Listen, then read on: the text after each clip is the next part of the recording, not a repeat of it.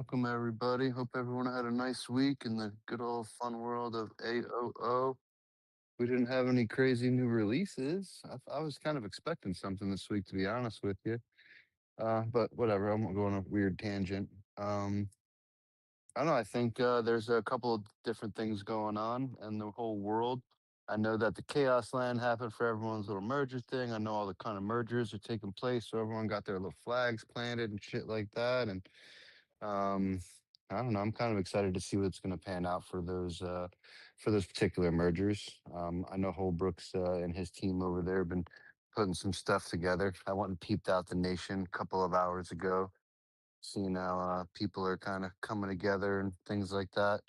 So with that being said, I'm gonna have Holbrook jump in and give us a little update what's going on over there in 785 and go from there. I'm just fired up the grill. I got to throw some steaks on for the family and I could talk a little more. Yeah, man, sounds good. Um, I would say 785 is probably going about as expected. Um, we have a lot of different people that love their alliance, and you have a lot of people that say, "Let's just start fresh," and then you have a lot of people that say the extreme opposite, "Just leave me completely alone." And I don't know. I'm just really glad that we focus on alliance events because I can always fall back to that. I think. I would be pretty stressed right now if I was trying to form a super alliance and I was trying to do a spreadsheet alliance, try to figure out who has the most power and try to put everything together and talk about what events we're going to do and who gets to be R4. Um, I feel bad for nations that are doing all of that. We did our best to make everybody be welcome. We do have one alliance that refused basically all of the new agreements. And then they use some farms to block our territory, which is fine. It's part of the game. So then, of course, we attacked them, It's and so then they funny. said, "Yeah, I know," as if we're really worried about a couple benefits buildings. Oh no. Um, so then we attacked them, and then they went to NC to declare war, and they're doing all the typical troll stuff. They push down anything that they don't like to see, and they're doing their best to convince everyone that I'm this dictator and I'm going to come burn them all. And I've And done that my was the best. second alliance that came from 785 for the most part, right? Yeah, for sure. Yeah, I mean, fully Yeah. from So 785. I don't. Oh, you know what? They probably had taken some 667 I was just rebels. gonna say, there's definitely some trolls that have joined. I'm sure in the last week or so. Yeah, I mean, that's how I'm looking at the whole thing, right? So when they first started attacking us, then I was like, okay, you guys said we're all together. It's on. They're attacking us now. So let's go just burn their flags and do what we got to do. Burn their gather fleets. Let's everybody go. And the other alliances are like, let's give it some time. Let's talk to them. And that's why I said I feel like having the ability to fall back to alliance events is a cheat code because I didn't have to freak out and be like, well, I'm going to go burn them without you. Or if you don't come with me, then I'm going to burn you too. There are definitely people in my DMs that are like, just tell everybody what to do. You're the strongest. And I'm like, yeah, there's another path. And that path is I just focus on Polar Wasteland and Elite War. I don't need the nation to make sense to play those events. We took, I don't know if we took their eight strongest from their nation, but we took eight very strong players from 667. And when I say took, I mean we opened spots for them and they were happy to come over. So all of that is peaceful. And I basically just said, these guys are, I guess they want to fight. We'll be happy to fight. And whenever they want to join those other alliances, zero of them are on a blacklist. I don't need to like create any nation drama at all. But I'm going to focus on alliance events. And I know you guys really love the kill event. And when you guys all want to work together to take care of this problem, then we know it's not that hard, right? All we have to do is burn gather fleets, burn flags, burn cities, and then they'll move over to the other alliances and everybody can grow together happily. But they're in full propaganda mode. Like, did you have to burn anybody like this in 425 on your merge? Yeah, I mean, I feel like everybody has to. There's always 15 or 20 nimwits, and they're the inactive, log in every 2 3 day type style players usually, and they're usually the ones that didn't like one or two of the rules that came out. So like we had trolls and it was the C33s and below. Because when we merged that second time, essentially if you were a C33, like you were food. Um, so yeah, we had a good 15 or 20 C33s that, thought they were good enough to play the game, I guess you call it. But they don't last very long, in my opinion. Yeah, it's a little different for us because there's like a C41 that has stats of like a C36. I can kill it with T4s. But it looks pretty. And so people are like, oh, look, a pretty C41. I want to be part of that. So they have like 80 players or something like that. I don't know. I feel bad for their players, man. All they had to do was just go with the academy rules that the other academy went with, and they'd be fine. And I think all these guys will just hopefully figure it out soon enough. Um, I don't know. I don't really know what to say about the whole thing, but I do know it's just not stressful for me. You know, the guy that was number one from the other nation was like, "Hey, can we just negotiate with them?" And I was like, "I can't. They blame me for everything, but you can." And so I didn't say, like I need you to, you're either with me or you're against me or anything crazy like that, or even really try to argue with him. I was like, "You're not going to get anywhere with them. I've been dealing with this for years." And he was like, "Yeah, but I have to try." And I went, "Okay, cool. Like we're still good. I'm glad to have you on the team. Camel basically made us married now. I'm gonna focus on alliance events. You can try to bring these guys over, and I hope you bring them over. But if you want to win nation events, they're gonna try to sabotage you. So, but that's your focus. So, like this guy wants to win everything, which is awesome. But he wants to win it And all, this and is now one of the and this is one of the new players, I'm assuming from 667. yeah, super happy to have him. He's super chill. Doesn't seem to have an ego. He's like, just give me 48 hours to talk to him and then we'll figure it out, which is frustrating to my players, like the 785 sad players, because they're like, we did this whole thing peacefully. We plotted out the whole map. Nobody argued about anything. And then the first person that resists, like, why don't we all just come together? But I just remind them basically like, okay, first of all, those guys don't have protection. So if you guys have your whatever your revenge that you need to go do, that's on you. Go ahead. I'm not necessarily going to come with you, but I might be there for some of the fights. But they don't have protection, so that's whatever. And I suggest just kind of ignore them because it's the other nation's problem, really. They want to play nation events, so do I, but we already have a pattern we can fall back to where I don't have to be a dictator. I can just hand over the negotiations to this guy, and him and his friends can hopefully figure it out. Hopefully they lure all of these players into alliances and everybody's all good. I mean, we know it's not going to go like that, but um, So when I was in 785 earlier today, obviously I can't see your nation chat or anything. I don't have a city, but I did see the alliances, and so the second alliance now, the true second BP alliance, I should call it. That's I'm assuming the number one team from 667, or what's left of them. their whole thing's a little shaken up because I don't, it would be terrible for me to even try to guess their history. But I think the top three in 667 was a little jumbled. Something to do with maybe somebody quit or they were in the middle of trying to build a super alliance, and then some people came over and offended some other people, and then that created more division. Honestly, I don't know the story, and I don't, I want to stay out of it. I want nothing to do with that drama. Um, but yeah, I mean, I guess it's hard to say if the fourth and fifth battle power came together, they would be number two. If they continue to be divided, then they're fourth and fifth. And then we also have a number two. The number two alliance is a Asian alliance that is also supposedly pretty solid. So they have three alliances that if they can just get a little bit more beef, then they should all be strong. So that's what I'm hoping for everyone. But overall, pound for pound, SAD, your alliance that you lead there, you guys were already getting, like we talked about pretty often, call it 90 in polar on a pretty consistent basis, and a couple of other events that you guys were prioritizing. And you mentioned earlier you created 8 spots for essentially the most active, strongest players from the other spot. Is that what I heard?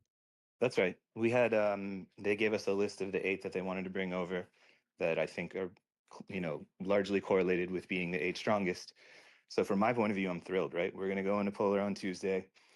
We don't have a crazy matchup like some people were predicting. We have a normal matchup. So I'm excited for them to come in and see everybody flying around. Um, of course, other people I assume will want to join us, and we're just going to handle it simply by we increased the participation requirements. You used to be able to miss 2, and then if you miss a third, you were kicked out for 7 days. And now, if you miss 2 instead of 3, you're kicked out for 7 days. And if you lose your spot while you're out, then that's kind of on you for participation reasons.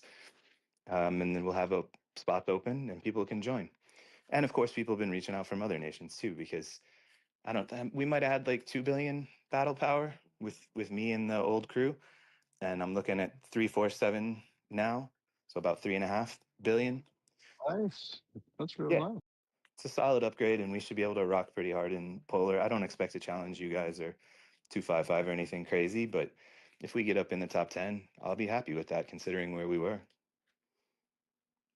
Yeah, it sounds like so have you gotten any of people reaching out from the other people who got merged with you that, that they don't like their merge partner type shit? Because I feel like the rest of the people above you, you know, and I don't know everybody in the newer nations, but none of those were even potentially decent mergers. Yeah, Woody did a whole thing last night, and it sounded like most of them were bad. Some of them looked good. A lot of people spoke up and said, we're in that kind of 3-day period where we're hoping I to get didn't. things together. I'm gonna have to go listen to that. I've yeah, well, didn't catch that one. Okay. There's a lot of the same stuff that you already know, man. A lot of like very, very little, um, yeah, we got to plan, everything's chill, and a whole lot of, yeah, we're in the middle of it. And a little bit of Okay. oh no, oh no. Um, Yeah, I was gonna and say, did anybody go immediately into Civil War to your knowledge or anything like that? Like anything like super, anybody dead? I haven't seen any reports or anything like that, so I'm gonna assume no. Nobody was on that was saying, well, when I was on, nobody was on that said they went straight to Civil War, but Woody kept going to nations and looking at like the good nation and the bad nation. And then he'd be like, ooh, that whale's going to be up for grabs soon. And then Tip would do his 10-minute recruiting pitch, which is hilarious. That's awesome. I gotta go listen to that then. You Damn know, it. he's exactly right though, right? Like there's going to be people that got Yeah, bad merges that man, are going of to knock on course. your door. Absolutely, man. We just picked up more than likely the guy out of 1100 there, Mr. Flacco. So he's probably joining 425 in the next couple of days, if he already hasn't. I believe he's taking over Deadpool City. So Oh yeah, wow, nice. it's real. With the shit mergers and all that fun stuff. It's very very possible that you guys are going to be losing your even halfway decent whales, or participation, I should say. Because I don't even care about the whales. I don't, cool. Comes down to money, but at the end of the day, just come online, man. Be there when you're supposed to be, and I think everybody will have a good time. Everybody will have fun. Yeah, I didn't expect things to work out so well with like picking Polar and Wasteland, right? I just thought those are events that I could get people to play and we could win. But it really led to a bunch of side effects where I really feel like it's a cheat code. And so the one side effect is that second alliance that's causing problems now lost probably 10 players in the last 2 months because they were just bored. We were playing alliance events, we weren't playing nation events. They couldn't troll us because we would just ignore them. And so it has this nice side effect of getting anybody that actually wants to play to leave the game. Not that I wanted to, but if you don't want to play with me, then I don't know what to tell you. If you just want to fight in nation, which is kind of their MO, that doesn't really help me. So I'm happy for you to leave the game. And I picked up some of those cities. So we just became stronger. They became weaker just by us focusing on alliance events. And then the same thing last night when things kicked off with alliances fighting each other. And then I thought these other guys would want to go at it right away. And when they were like, let's just chill for now, I feel like if we weren't excited about Polar, I mean, we're still undefeated in Wasteland for like the last 20 or something like that. We're ranked number one in our, our faction listing or whatever that means. We have other things to care about. Where, like, I'm not saying we're number one of anything that's amazing. We all know I that just think faction it's things. hilarious when you said, yeah, look, whatever that fucking means, because it's so fucking true. Yeah, whatever the fuck that means. Yeah, but we, on Friday we played 726. 726 is they arguably got one of the best merges also. They got a bunch of C41s. They're going to be a strong player in our nation. But we just played them on Friday. We had a fun wasteland. We dominated them pretty well. So the team's hype about that. And so when the team was a little like, what's going on in the nation, man? What's up with this merge? I just remind them, like, we already had a plan. Before the merge, we could play alliance events. After the merge, we can play alliance events. Just everybody chill for days or maybe even weeks if we have to, because we can basically just do exactly what we were doing, like what we were doing before. Now we do it with, whatever, 150% more power. And we should get even better results. And then eventually the rest will all come through. It's just, I think it's funny because people people give me a hard time and they're like, I'd love to play with you, but I really want to play in a KE nation. And I'm like, you see my city's Void Tyrant right now, right? Like, it's not like we skip the event. It's just we're not going to put a bunch of consumables in it to get sabotaged by somebody else. So we're going to play it as best we can, have as much fun as we can, and then that's it. And if I get Tyrant, great. And if I don't, because someone buys it with recruiting or whatever, also fine. Um, but it's funny how people are like, well, you're just not a Void Nation, so I'm not interested. And I'm just thinking to myself, man, maybe you wouldn't even be looking around if your nation just focused on alliance events instead of whatever drama you have going on. So I think it's a cheat code. I think it's something people should think about. Obviously, I'm not talking to you, LG. You already have your cheat code. 621's good to go. I'm talking to these other nations that have internal problems. Yeah, dude. If you can't fix it, you have other options.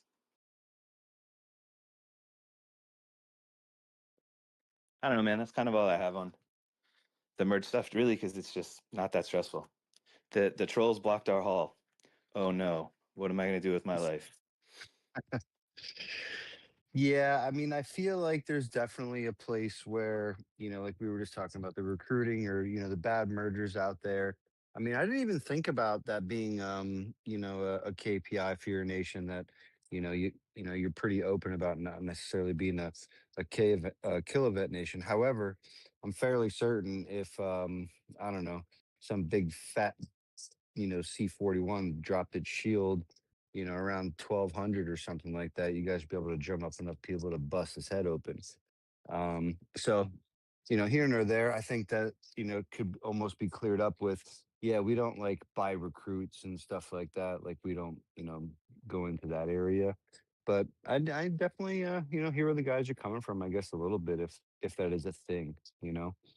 I know you guys weren't talking to us per se, but I feel like there's a lot of nations out there that, are wanting to be or no, I shouldn't say nation, a lot of people out there that are wanting to be in that, Void War Sunday 50 plus man, attack. Even though it is a very rare event, I feel like these days.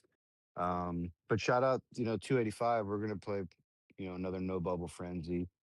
So hopefully I reach out to those guys and have some fun with them. But yeah, in reference to the void where I feel like everybody really wants to at least experience that, and if I'm leaving a nation, I mean, obviously you're talking to me, but I think a majority, and maybe some guys in the chat can correct me if I'm wrong. I feel like a majority of the guys are coming from a shit nation, that didn't have togetherness or a good team or, whatever participation. When they do go somewhere else, I think that's definitely on their bucket list.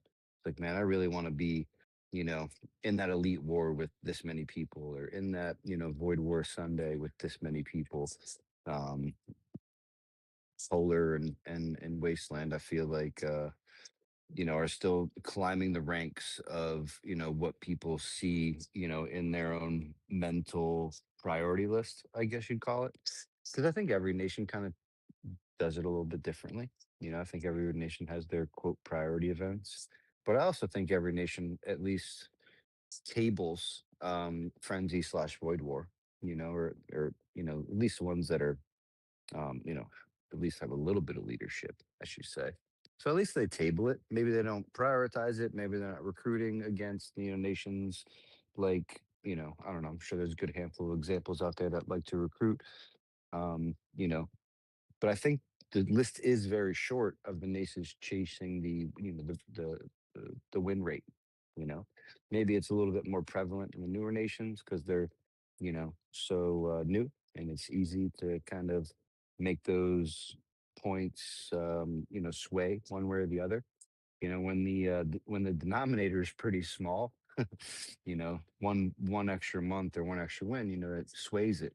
But as you get older, right, nations like at least 5, 6, 7 as an example, super high win rate, you know, but as you get older and you have that denominator being much bigger, right? That percentage doesn't move as much, and maybe if I said is the best example because they are, a nation out there that works very hard at that. But even like 255, things like that, those guys, even if they were to lose one right now, which, knock on wood for 255, it doesn't look like they're doing anytime soon. But even if they were to lose one right now, I don't think their rate would fall that much, and maybe some of the newer nations out there. I see the guys using Enoch server, asking about win rate a lot, so I definitely think it's still a thing. And I definitely think that if you are going to be leaving your nation, I think you want to go to one of those nations that are, that have the potential, to bang you on top of the head on Sunday with 75 plus, because those are the very, again, like bucket list style, requests that I've Yeah, heard anyway. I definitely like to get there. So the participation, actually, love your advice on this. The participation that we added to to stay in the alliance is I don't know how you measure whether somebody played KE or not. And on the battle contribution screen, all it gives you is the kill event. And so we don't really even feel like we have a way to focus on the first four phases. And so we're just going to go with participation on the kill event. And there's caveats, right? If somebody's fully bubbled, what are you going to do? You're not going to expel the whole alliance. But if there are targets, then you should be able to get at least your battle power in points. Do you guys do anything like that? I mean, no, not off the top of my head. I think that setting baselines just allows you to have I don't know, future resentments, right? That's what expectations are. Typically, they're future resentments. Um, so that's the part where I try not to place expectations on a majority. The expectation that I do have is for you to show up, especially for a handful of events. Um, so it's very possible, but I don't know, man. I feel like the people, it's about like minds, right? Like you don't want to chase people down to fight, right? And show up at a certain time. You should almost they should just be there, you know? Like I fucking Yes. hate chasing people down to be there So at a you certain just want time. them. You just want them in the report. That's good enough. Yeah, Yeah. that's it, man. That's it. I just want you to be there. Stat average and That's all. I just want you to be there, be online, show up. And if there's no fucking, if there's no bubble drop, there's no trap, like, all right, there's nothing we can do, man. Like, no biggie. Move along to the next one and, try and stay on as long as possible because we all know the moment you let the team go, fucking something happens, right? So whatever. But like, yeah, man. I mean, I just want you to be there, you know? And I agree with your statement earlier with with the using the second nation as the example of, those guys are really trying to fight kill events. They don't have the capacity to really fight alliance events because, people pop in, pop out. They're really not. Um,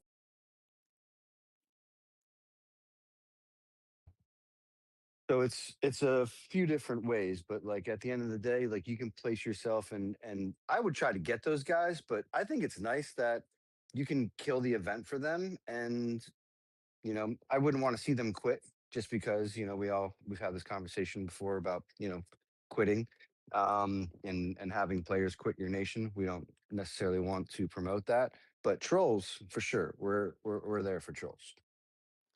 Yeah, that's the comedy. They keep coming with, you guys don't understand what's happening. In a month, they're going to come for your alliance too. And I laid it out very clearly. How many nations get a third merge? What are the chances we're going to ever get another merge?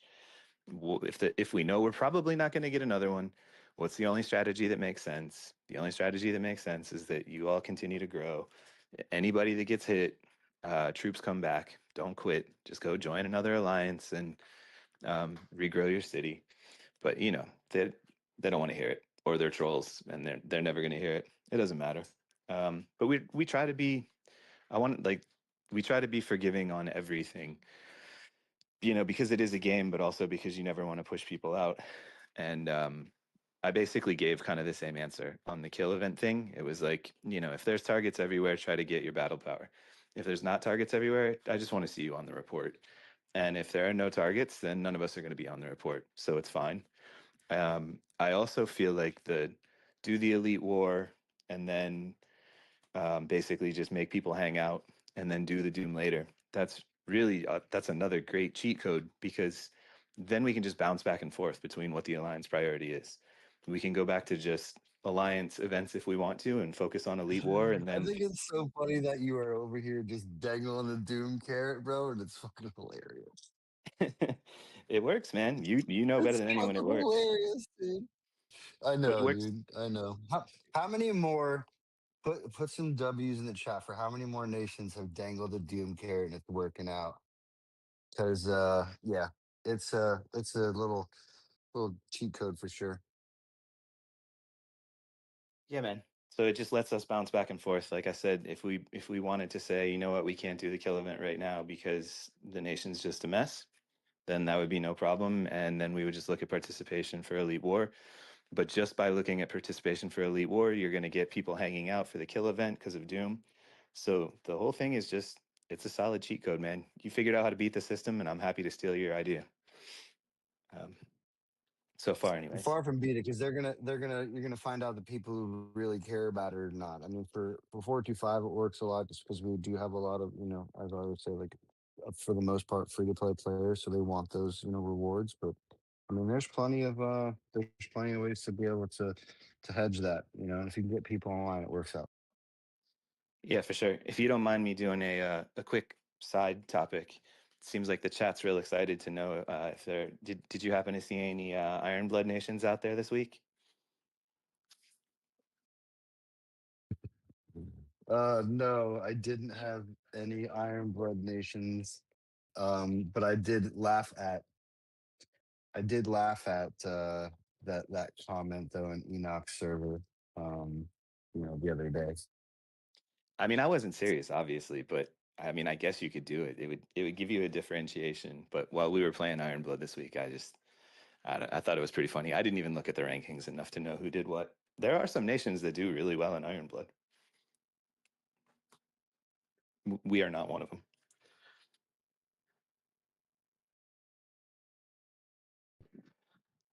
What else is going on in the game? What's 425 excited about right now? Hold on, I'm cutting up some steaks, man. Take up like 4 minutes, and then All right. I'll answer that question. But the easy answer to that is we're happy that we didn't get 255 in polar this week. So I'll Yeah. share our matchup here when I'm done cutting up these steaks. And but yeah, that's the easy answer to that is we didn't get 255 in matchup this week. I'm sure it's coming, but it didn't come just yet. Right on. Our polar matchup is against 771, which is also our frenzy opponent. They're Lock Nation. Um, I'm looking forward to it, but I don't think it's going to be too sweaty, which is great. I want to save some consumables. Uh, a good reminder for everybody, I think, is Duel of Dominance is here. So if you throw any buffs on for Polar, make sure to set your fleet in Duel of Dominance before that ends. Hopefully, I don't need to remind people, maybe don't spend on Duel of Dominance unless you're one of those nations that always wins that. I don't know. It's gather day for me. We definitely have a couple DoD nations out there. Maybe we don't have Iron Blood, but we definitely got some DoD nations out there. Shout out Ronaldo and crew. Bro, gun to your head. Would you rather be an Ironblood or a DoD nation? I would 100% quit the game. That's what I would do. Fair enough. I would definitely at least play Ironblood over DoD. And everybody got a Chaos Land notification too. Man, I can't remember the last time I played Chaos Land seriously. So maybe somebody could do a recap of good Did you guys Chaos have Land. did you have a real Chaos Land for your guys' merger? Or did you No, guys just nah, burn everybody and get some merit and get out of there? yeah, they came to us. I mean, it makes sense, right? We weren't going to drop down to 61's GC group. That would be crazy. Yeah, but you should still go in there and burn everybody. Oh yeah, yeah, we did. Right. I kind of tried to stay out of it. I didn't really need the rewards, so I wanted everybody else to get the max rewards, and yeah, it What do went you great. mean you don't need merit? What kind of junky shit is that? What do you mean you don't need merit? Oh, I Merit's don't. good for Chaos Land too. I don't mean that I need nothing. I just mean that I kind of stayed out of the way for the team. I'm trying to look at the rewards right now. So you get 1,500 merit for the top spot, and I Yeah, was but it's down. like 2,000 or so around, right? Something like that. I mean, I went every time, but I think I was in rank like 100. I mean, I went twice. I think I was like rank 100. I still got 900. So I missed out on 1,200 merit overall and made sure that some other people got a little bump. I'm pretty fine with that. I mean, we all need merit, but I don't need these mutagen stones or these blueprint chests or these materials. We I've have a come to the pretty realization I have no events to play. I yeah. literally like have no events to play. Everything's maxed out. Just like every time the event comes out, and like I look and I'm like, oh, I don't need anything here. So I look and I'm like, at least if I'm getting mutagen stones, I pretend that maybe they'll be worth something someday. The ones that are the most annoying is the gifts for the infected because you don't even get to keep them. It's just like play this event and get nothing. Cool.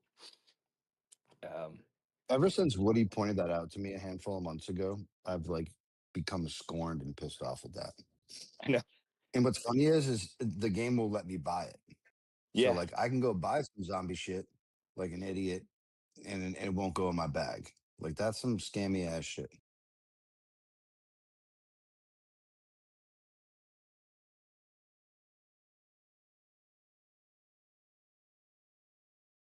No good, no good.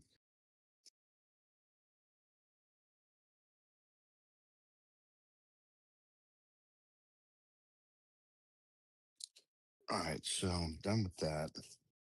We had so last week. Say that again.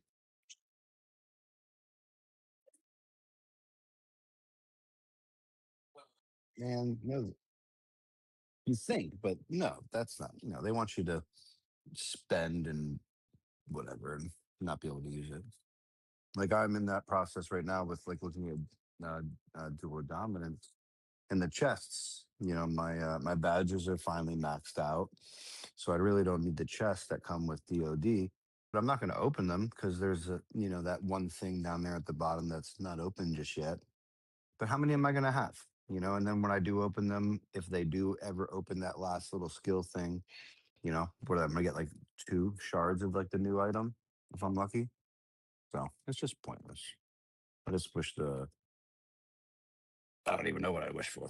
I wish they'd fucking do something to, allow us to trade it in for something. But, the couple of places where you can trade things in, it doesn't really work. But I'm happy for them allowing us to trade in like the skills and stuff like that for officers, skill books and things like that. Yeah. I doubt we're going to get much more from Camel. The Temu version of the game lets you trade that stuff.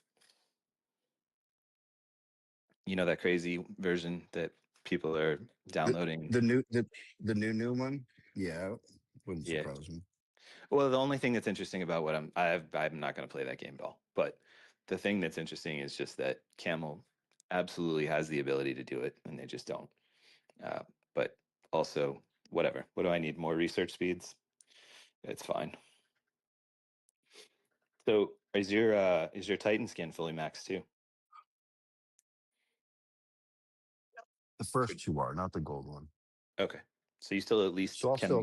I'll still play for that. Yeah. And then I'll Right. stock up the chest things. So that's what it is. But you're done with the Titan wheel, As of right now, yes. Yeah. and that Titan wheel is going I to be might pretty. just I might grab it a couple of, just to, maybe get the dye shit for the next fucking dragon puppy they're gonna relax or release, excuse me. Right. But outside of that, you know, because again, I mean, I don't have much to play right now. I don't want to say that, but like giant cannon defense, no, nothing to do there. Essentially, Polar and Wasteland are the two events that I can play, and Polar's on the bridge of, I'm having a max Saki. So hate to say this out loud, but I need Camo to update some shit. Don't say it, bro. Don't say it.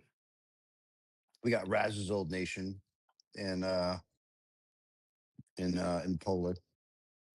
Oh yeah. Are they're still pretty solid? I'm gonna find out. I don't think so, but they can usually show up with 50 or 60. I feel like. Where you So guys rank now? Did you get moved up after your last push? no, you guys don't believe me. Right now, I'm currently ranked 274, and you saw what I got in the last push. Yeah, yeah, yeah. Fair enough. We just made it back to our old rank. I see you guys down there, man. Yeah, we're gonna keep going. It's a fun event for us. I still can use all the frags, most of the stuff. Well, not most, but some of the stuff that comes with it. I still think participation is the hack. A lot of people bring a lot of different things that make people want to play in your nation, and I just think participation, if you can figure it out, is the real hack. Those 8 guys that came over, I don't think they believed us at first. I don't remember if I said this before, but I sent a video of our participation going all the way back to August. And at that point, they were like, oh, okay, we're not worried about a super alliance anymore. You guys already show up deep and you have everybody that's active. So basically, you are the super alliance. We'll just bring the strong people. So I think Exactly. these little changes make the merge much easier. We don't have to do the spreadsheet. It's just bring your 8 best and let's rock. Um, I just worry what I mean, and it doesn't necessarily matter for you because you guys, for the most part, focus on alliance events. But I just wonder what the second alliance really looks like once now that you kind of grabbed like the strong. You know what I'm saying? Yeah, I think it's always a risk. I mean, I still stand by what I think is the best idea of don't have a second and third, assuming you have enough players. Don't have a second and third because I just think it breeds bad behavior. If you have a second and third and you're in the second alliance, then it's your best bet to hide your mistakes because you don't want to kick and burn anyone. And so you're hiding everything, and then the third alliance is calling you a farmer or whatever, and it just breeds kind of like an unhealthy competition, I think. I would have loved for one of our, so we play you know which time slot we play. I would have loved the other two, like the second and third alliances, to play those other 2 time slots, and then everyone could naturally migrate there for participation. But it seems like nobody wants to play that first time slot. I don't know. I guess that first time slot is like for West Coast Americans, which we don't have a lot of, I guess. Um, I mean, we have The one of first those. time slot, that's the one we're on.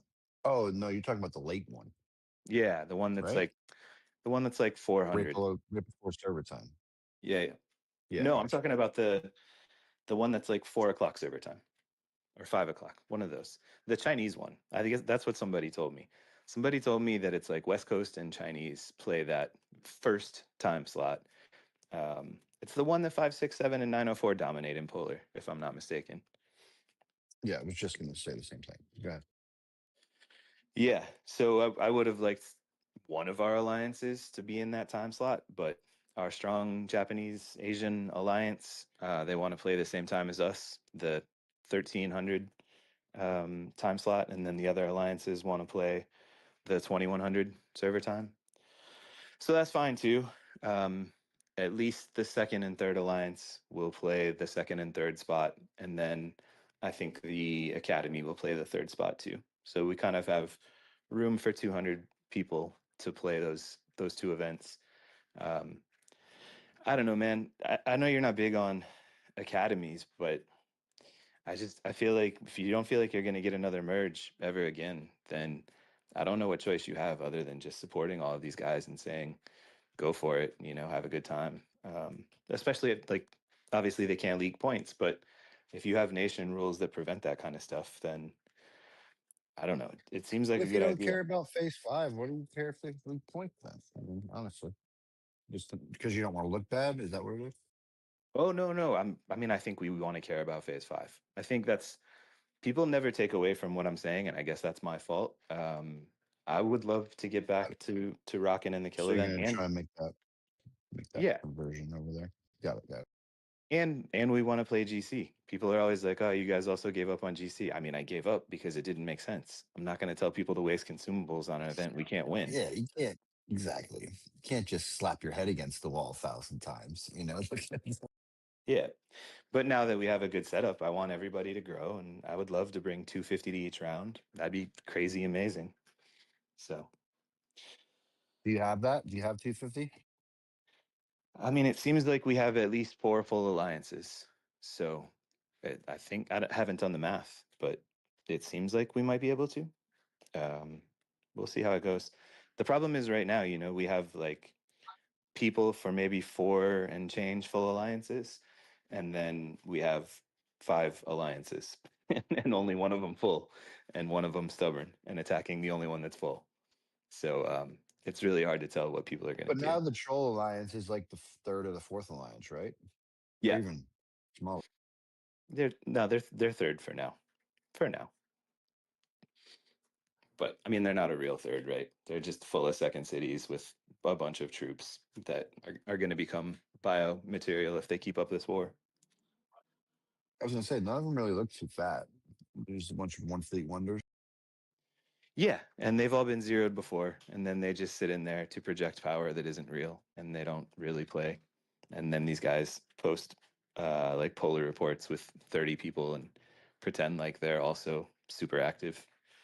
It's amazing the amount of propaganda that people go through. Just like if you put the same level of effort into just showing up for a fucking event for 5 minutes that you put into the propaganda, no, you wouldn't have to need any propaganda. You would be an active alliance. I mean, the reality with Polar is that you can play the whole thing. You can also just show up and take your troops later. So it's not like an event that you have to demand full participation on. These guys will take 30 minutes to write in NC and argue with you over something stupid, and then they won't show up at the event. It's mind blowing. Like, uh, That's ridiculous. it's funny. The leader of that alliance once said to me, "Always remember, they're here. There are people here to play the game, and people here to play the people." And then he built a whole alliance to play the people. It's just wild. I'm trying to take some advice from you too. I'm really doing my best to just leave these guys alone and not attack too much. But you gave me advice before, like we can go crush all of them, and all they can do is attack our people that don't hide troops. And so, kind of by definition, those are going to be the people that need a reminder of what to do. So I don't want to see anyone lose troops. I hate it.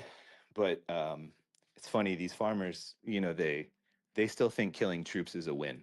So we'll go like give them, 200 days of healing, and they'll cost us 10,000 troops, and they really think they won the battle. Like, 200 days of healing.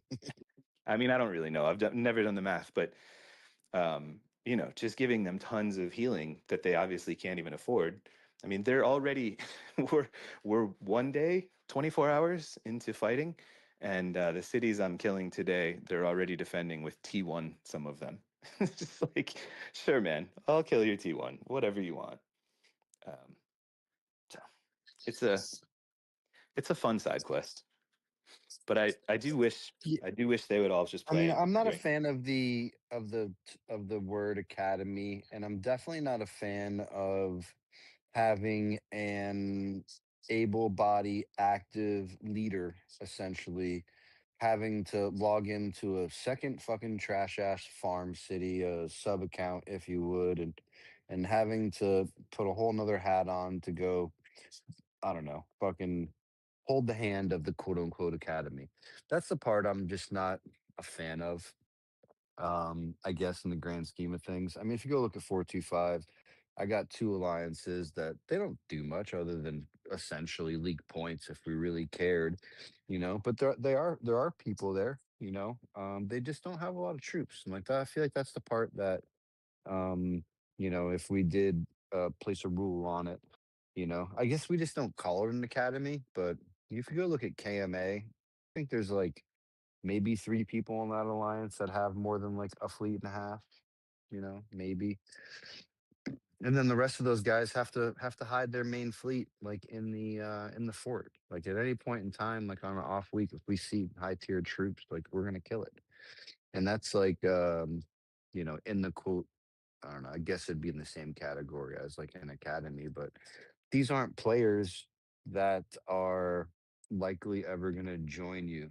These are cattle herding, sheep herding. This is trying to put you know, the the people that kind of casually log in like in the same place, and still letting them play Medici and show up for their zombie uprise or whatever it is that they like to do. But we know that they're not showing up on a consistent basis to, play the game at the level that the number one alliance is for that matter. So I don't want to start wars. I don't want those guys to come together because there was a point in time in 425 where this particular band of misfits, I call them the one fleet wonders. But if you one fleet wonder and they want to come together with 25 or 30 of them, which they did a couple of times, they could put a big fucking bangerang on one of your good guys. You know what I'm saying? And that was happening to us. These guys were um, I don't know. I don't want to give anybody wrong ideas in your nation, but like they were bopping us in the head. My 40 to like 60 million BP cities, like they were at risk, you know? So long and short of it is we had to come to terms, not because of, killing or anything like that. It was just like, listen, you guys just this is what we're gonna do. These are the rules. And I think we've said it before, like kill events, you can't be doing this, and frenzy, do whatever you want. We don't care. But kill events, you gotta attack the same way you attacked us. I use their own little thing against them. It's like, listen, you guys were attacking us with 25 or 30, so I know you can, put it together. So you can do that same exact thing on Void War Sunday, but no defending, no dropping your bubbles, no shit like that. So I kind of just like best of both worlds it because we couldn't kill them anymore, right? Because once they have one fleet, you can't do anything anymore. But zap, a little bit every time, with like slaughter or something stupid. That's a never ending thing, and those people don't quit either. They just stick around. So and then they Yeah. know that you can't win because you can't take their last fleet from them. So eventually, Right. I don't know. I feel like we just came to terms. Like, hey, let's stop killing each other. Let's go win a GC. Let's do this. Let's do that. And but you're not allowed to have any more troops, and you better hide them because if these guys see them, we're gonna come kill them. So that's Yeah. I kind of mean, where we're at with that. But I call these other guys academies, but all it really means is that they don't get governor and they're not part of the union. You know how you can only set two other alliances in the union, and so I don't. well, do yourself a favor. Shut the union shit off because if you're on Void War Sunday and fucking shields are dropping, you can't kill them if you're on Oh, we if you're on always union. we drop it for purge. We always drop it for purge. Okay, Uh, all right. Got it. we wanted people to expel themselves and take care, and then the other alliance was like, we refuse to expel our players. Can you just come kill them, please? And I'm like, you guys know how crazy that sounds, right? You're asking us to come kill your players. Okay, sure, whatever, guys. So we always drop it 4 hours before the kill I event. mean, you're gonna kill them even if you expel them. You're still gonna kill them. So, they might as well keep their one fleet in the alliance and still be able to show up for Elite War or whatever alliance events. There's a timer on. So I kind of get that I guess requests. We're of the same capacity in 425. If one of my guys were to not be on time for a shield, and assuming that I'm not going to use Alliance Shield on him to start the event, I'm definitely going to have the other Alliance give him a couple of tap. Oh, I'm You fine know, with it. I mean, and that happens every single purge. Every purge, we have at least someone who's quote unquote in the hospital. As you know how that goes. And amazing. then we never reinforce. We don't even. I can't stand the other alliance. They always have to send one troop to reinforce because they want the battle report. And it's just like, man, stop being so stupid, man. All it takes is one person to misunderstand your reinforcement, and then there's Yeah, going to be and a then problem. 10 guys, yeah, then 10 guys are going. You know, And so and stupid. like you don't need that report. I've tried to explain this to them. What do you need that report for? What do you care? I care because I don't want you guys to make stupid mistakes. What do you need it for? I just want it. Okay, whatever. But yeah, I'm fine to kill them. They're fine to kill us. It always works out totally fine.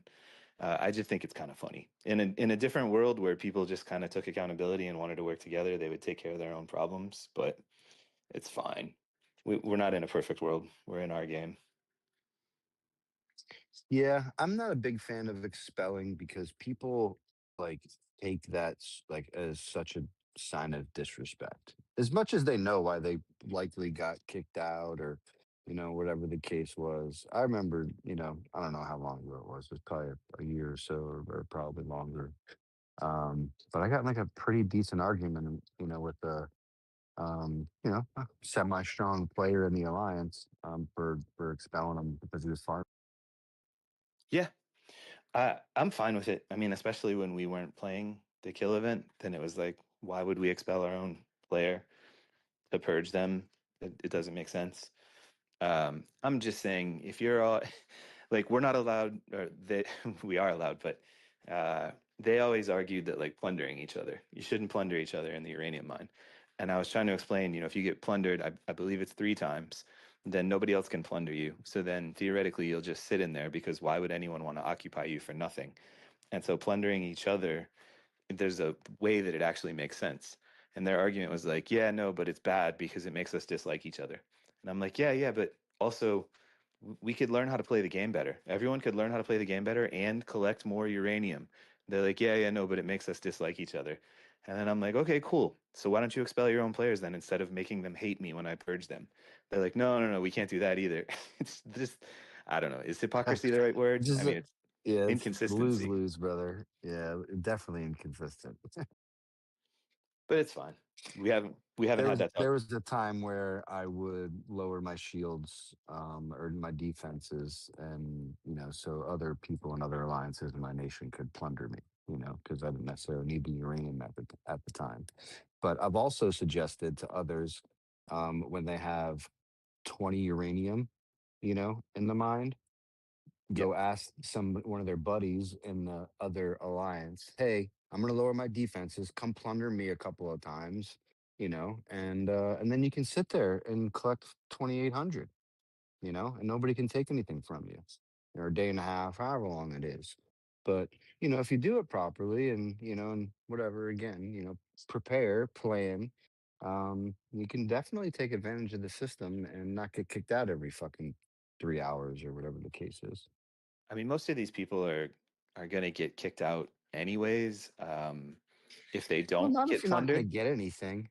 No, no, I agree. If I'm you're I'm not gonna agreeing with get you. any green shit, people are, unless you got like a rival, right? No one's gonna kick you out if they're not gonna get anything. I would think anyway, unless they like No, no, want the spot. Like I would do it if I wanted the spot, right. but No, I'm agreeing with you, and I'm just saying I don't even think you need to do that coordination.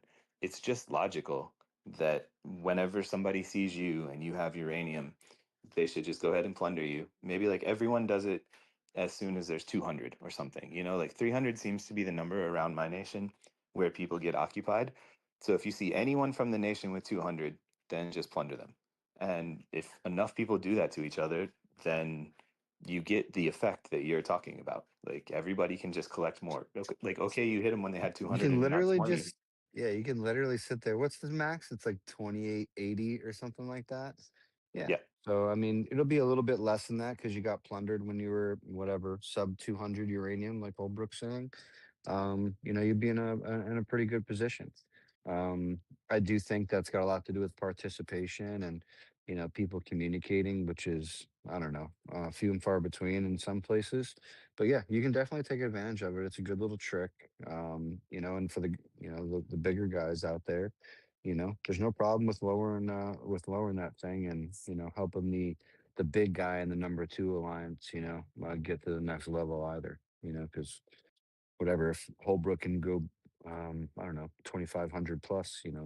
These guys are getting 300 to 500 uranium a clip. It's pretty nice. Yeah. So how did you decide who to give it to before? I mean, I just left it open. Honestly, it wasn't necessarily like a prize or anything like that. It's like I made them communicate. Is essentially what I did. Just it makes people communicate. Right? I think I've said it before. There's no relationship without communication. So I just let it. Hey, if you see me, message me. If I'm online, I'll respond. And even if I'm not, I'll see it. I'll jump on. I'll lower my defenses and grab it. So, yeah, there was a good little run there. I'd probably say a good 6 or so months. Like I was getting, I don't know, 3 to 7 DMs per day to, lower my defenses. Yeah, I was thinking maybe whatever alliance puts up like the highest kill event score or something like that. Maybe I could just circle up with them and offer them some uranium. Or if or just I mean, for me personally, it was whoever needs it. And if you're close, just let me know. And you come every single day. If you're close, and we've got a lot of people, to the next level, over time, and I'm sure they're grateful for it. And again, I typically do that with the free players, right? If you got some cash and I see you spending money, and there's somebody else asking, I'd probably give it to the guy, that doesn't have the means. So I kind of focus in that regard, because the kill event scores and things like that, as you described earlier with recruiting and all those other things, who saved more gas, or who clicked the whatever more times. Those numbers can be skewed, and then based off of what the enemy nation really even gives you. I think we've all sitting through bubble, for 24 hours. Good handful of times in recent months. So I think that you know if you're close, for 425 or the guys I helped out anyway, it was more of an honor system. I obviously didn't check or anything like that, but I knew the guys, and I always seen these particular people fighting, and so yeah, and I didn't need it, so I'd much rather somebody else get a hold. It's similar to your polar thing. It's like whatever you can kind of do to help the tier of people that are, I don't want to call them slow, but the slowest to grow. You want to be able to do. Um, and we all know Campbell's not going to do the best for these guys. So when any little junky stunt we can come up with as a community, pass it along, and let these guys do it.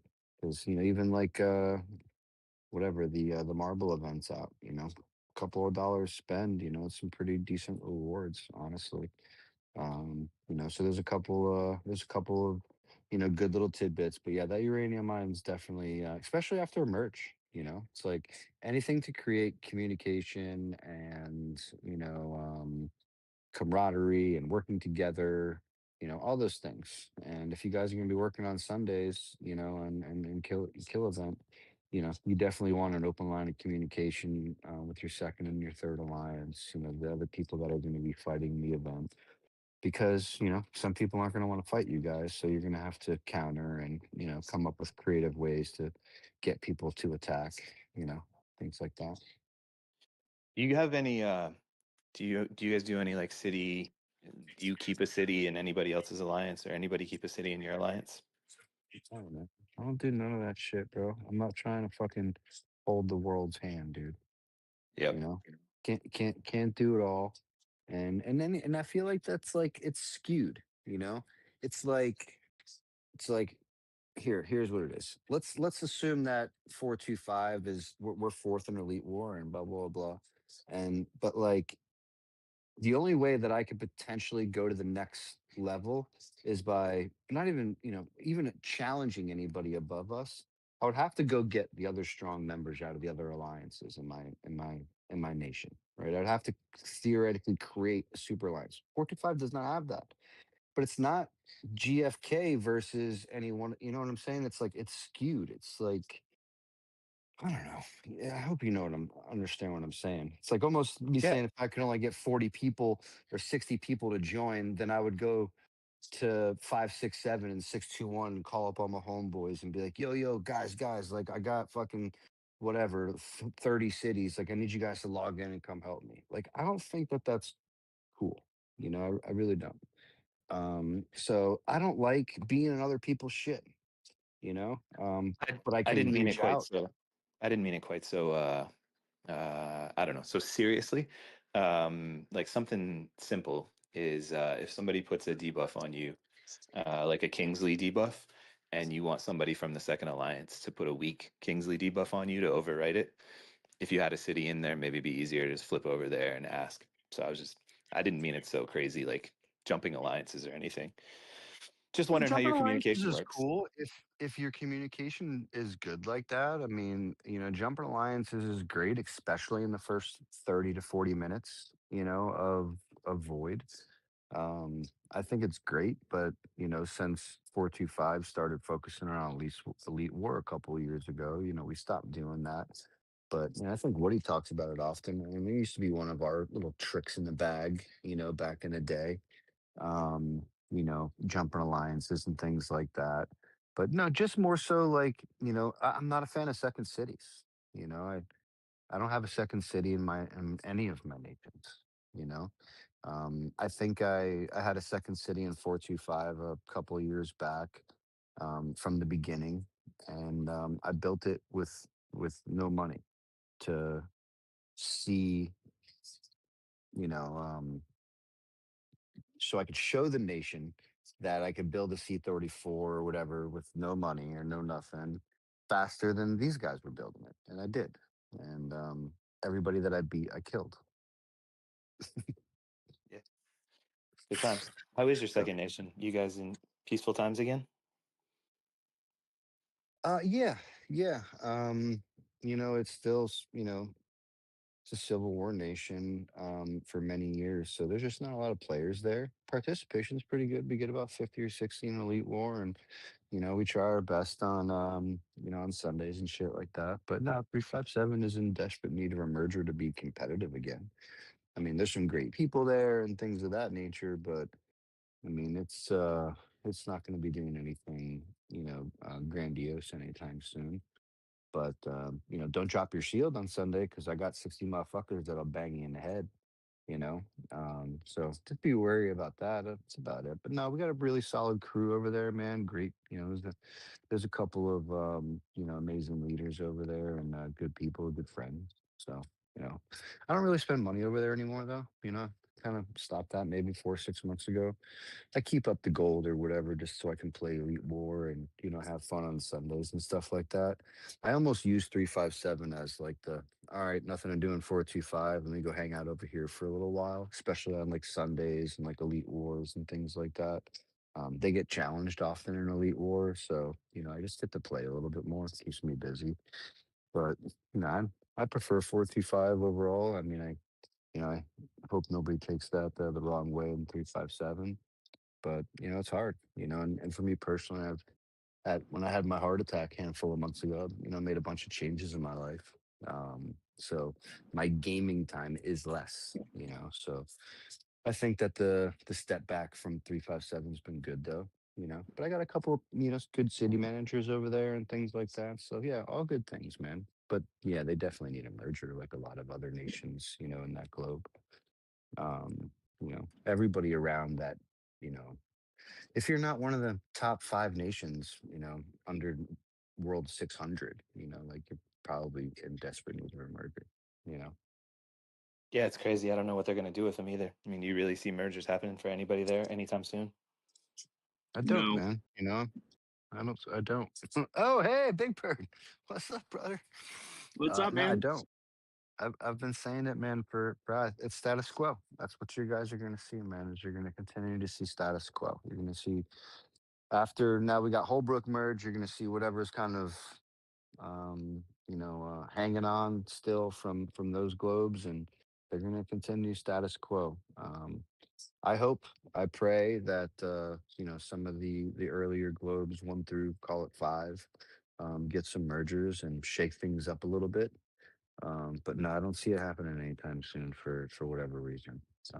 But I do wish it would happen. You know, literally just talking shit to my VIP the other day, and I just let him know I'm like, I'm just letting you know like I'm becoming increasingly bored, because of numerous reasons, but it's like you guys really need to make the game great again, like because there's six good nations in these 300 or yeah, call it 300 nations or 400 nations or however many there is, but you hear what I'm So saying.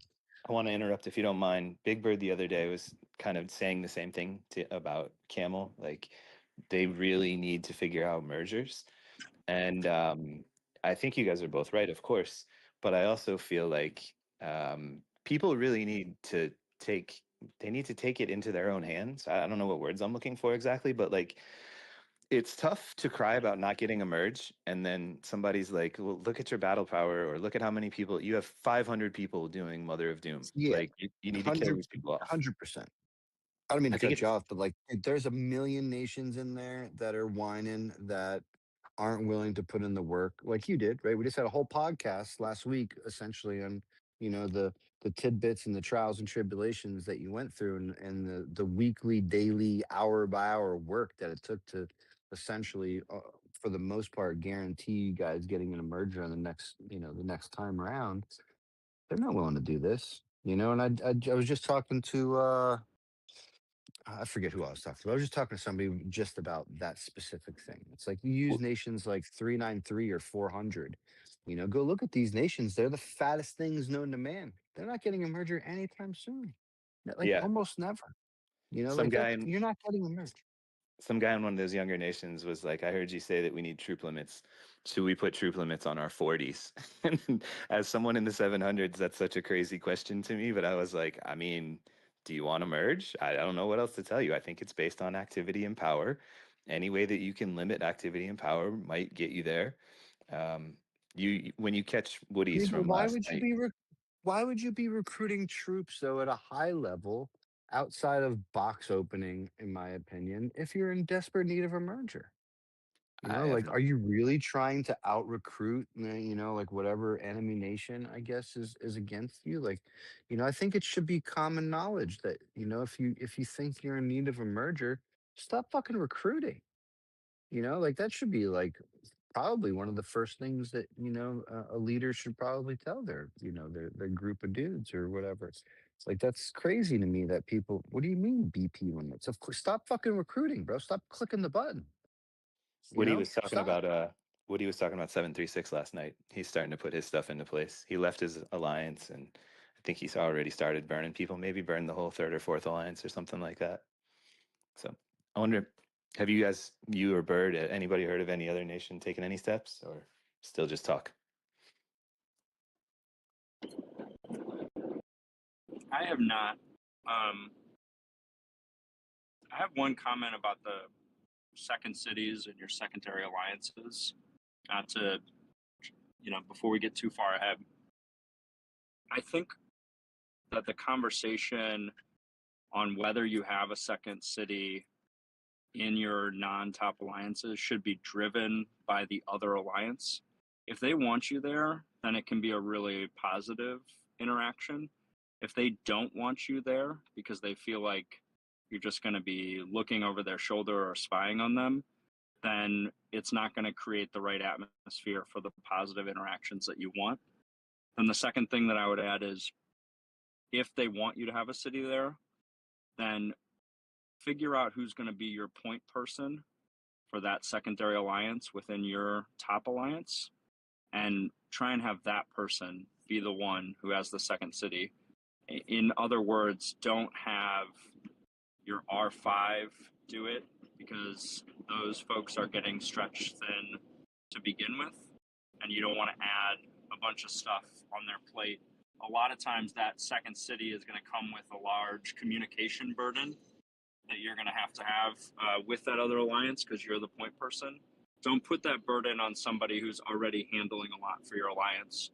Try and find somebody not part of your typical leadership structure or something like that. Find somebody who has the time to take that on and don't put that burden on folks who already are doing a lot for the alliance.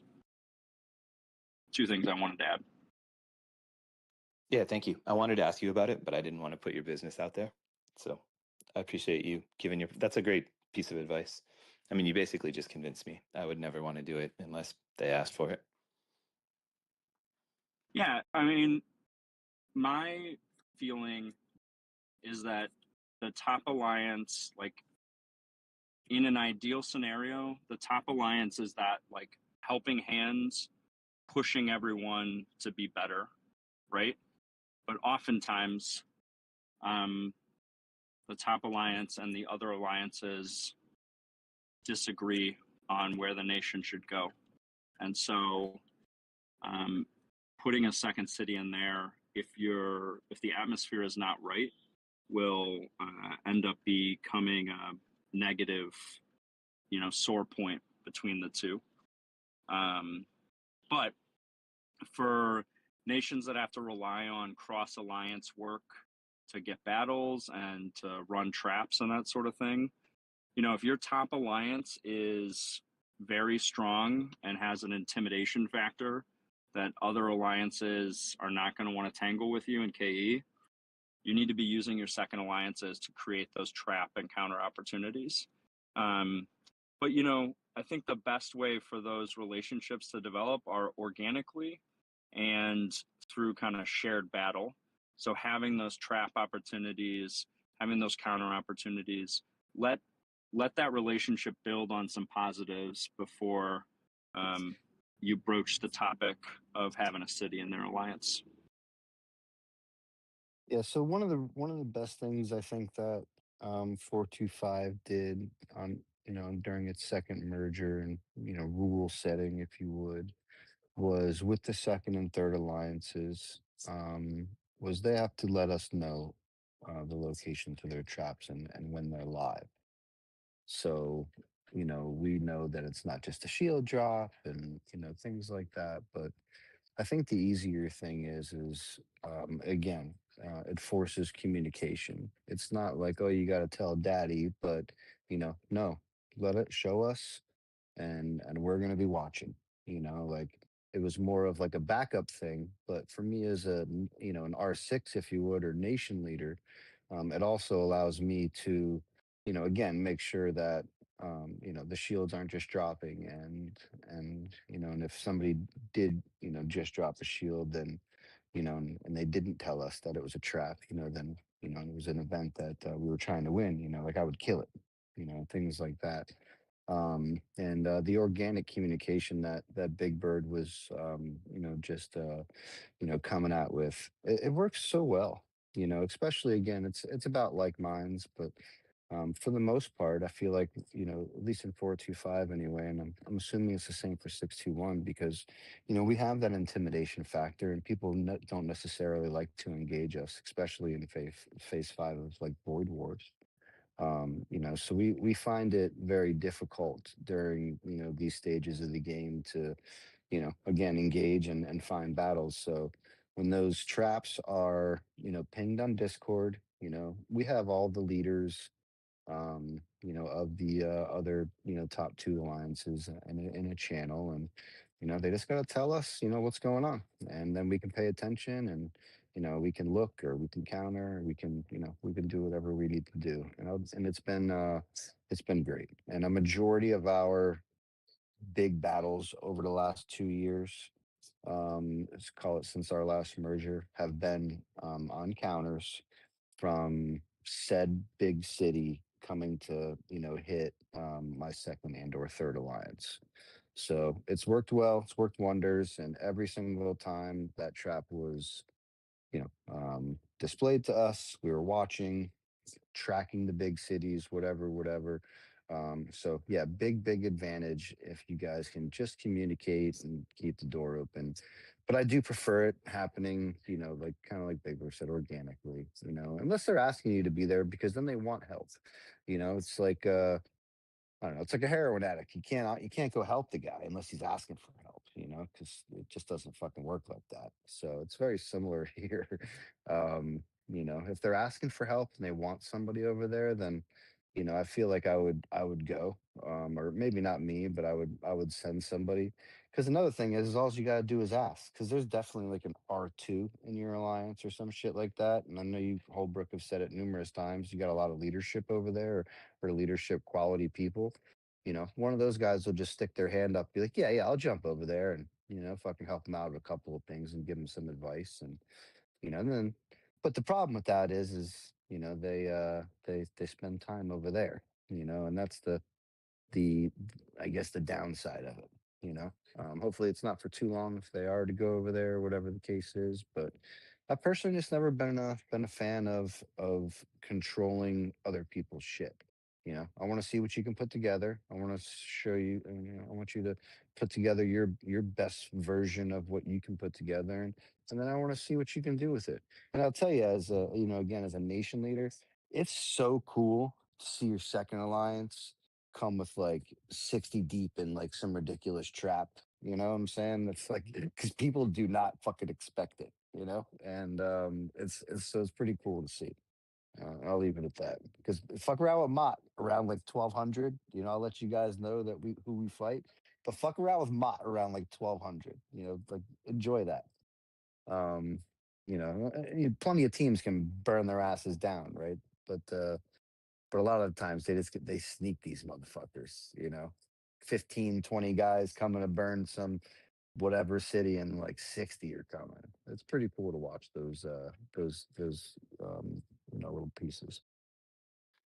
Yeah, it's very cool. We got the R5 from the former First and Second Alliance, or something like that. Like I said, it's a little disjointed, but we got two R5s that came over, and I'm sure there'll be new R5s over there, and people have talked about having like an R4 in the Second and Third Alliance. And honestly, I was just like, I don't want anything to do with it. I'm so tired of trying to babysit everyone and get involved in other people's business. I want nothing to do with it. So just no, unless they want you, seems like such the perfect answer.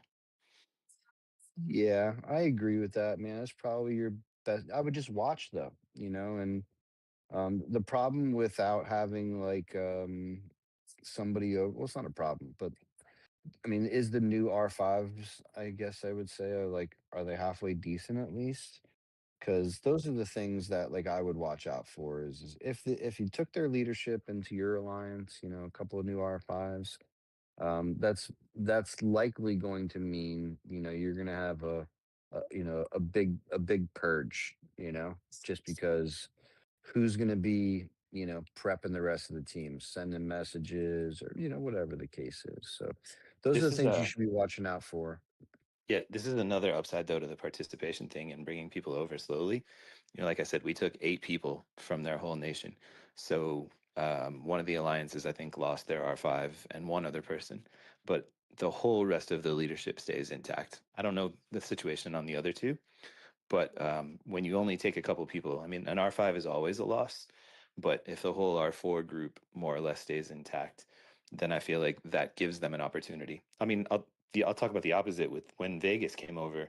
We did the whole stupid, we'll take the 20 best from the two weakest and then the 30 best from the two toughest, and we'll all come together, and we basically just murdered all those alliances, right? Like we took the 20 best from the weaker alliances and they were left with their 80 worst, and we took the 30 best from the other two alliances and basically left the 70 worst. And these people don't really like each other, so it's not like they're gonna, it's like either the other alliance that I didn't like or the strangers that I don't know. It didn't really go well, so I'm way more optimistic this time with much less change and a little bit slower change, so which is why I still think participation is a serious cheat code in the game. Yeah, it'll continue to be that way, in my opinion. I mean, I think there's plenty of, just talking about the newer merge nations that just kind of got their merger this past week along with you. I think I looked at like two other ones that were the closest to you, right there in the 900s. I forget the numbers off the top of my head, but it looked like kind of like what I'd said a few weeks ago. It looked like two nations in one nation. You know. Didn't really look like anybody moved anybody around, whether they're in civil war or not. And it didn't look like it because there wasn't shields.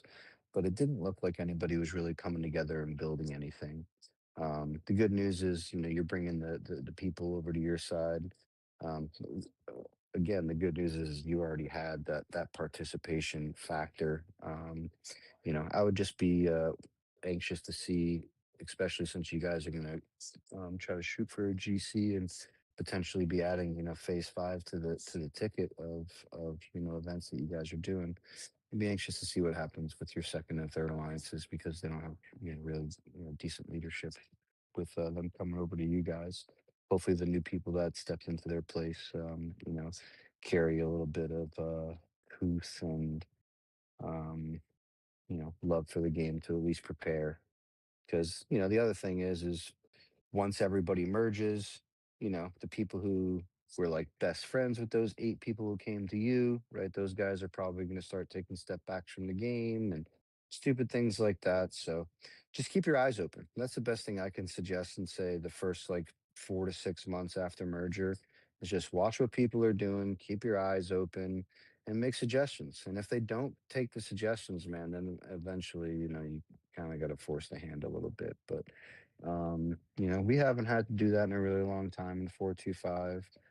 And I hope that we don't have to do it anytime soon. But if we were to get another merger, it's very possible that it could take that route. But I'm confident in my leadership though. I think the leadership of my second alliance is amazing. And the third alliance is, whatever, hit or miss, but the leader himself, he's good. And then, like, maybe 2 of the R5s are good when they communicate. I feel like the problem with my third alliance is they're a little on different time zones. So when I need them to fucking respond to my messages, they're not around. So that's just my own thing, I guess. But yeah, communication's big. Just make sure you have whoever those new people are in some sort of chat and make sure that they respond when you at them.